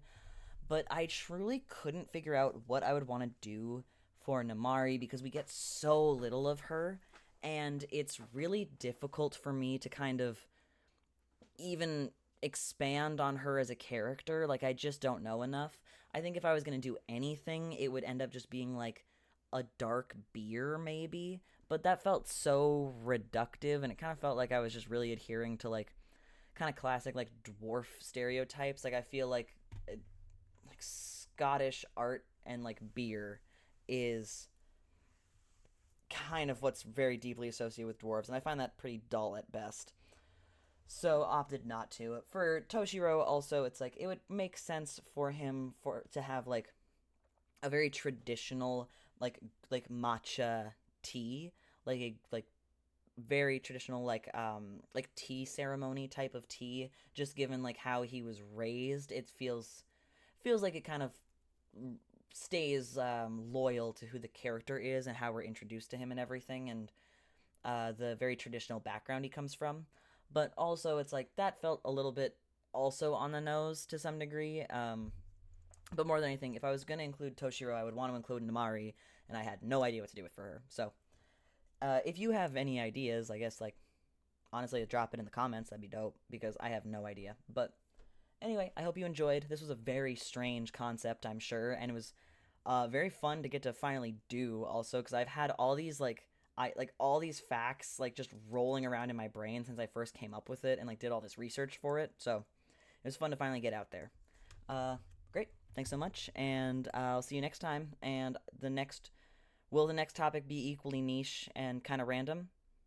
Maybe. We'll see. Probably not, just because this one is very specifically niche and random. But you know, I only live to please myself at this point, so we'll see. All right, bye.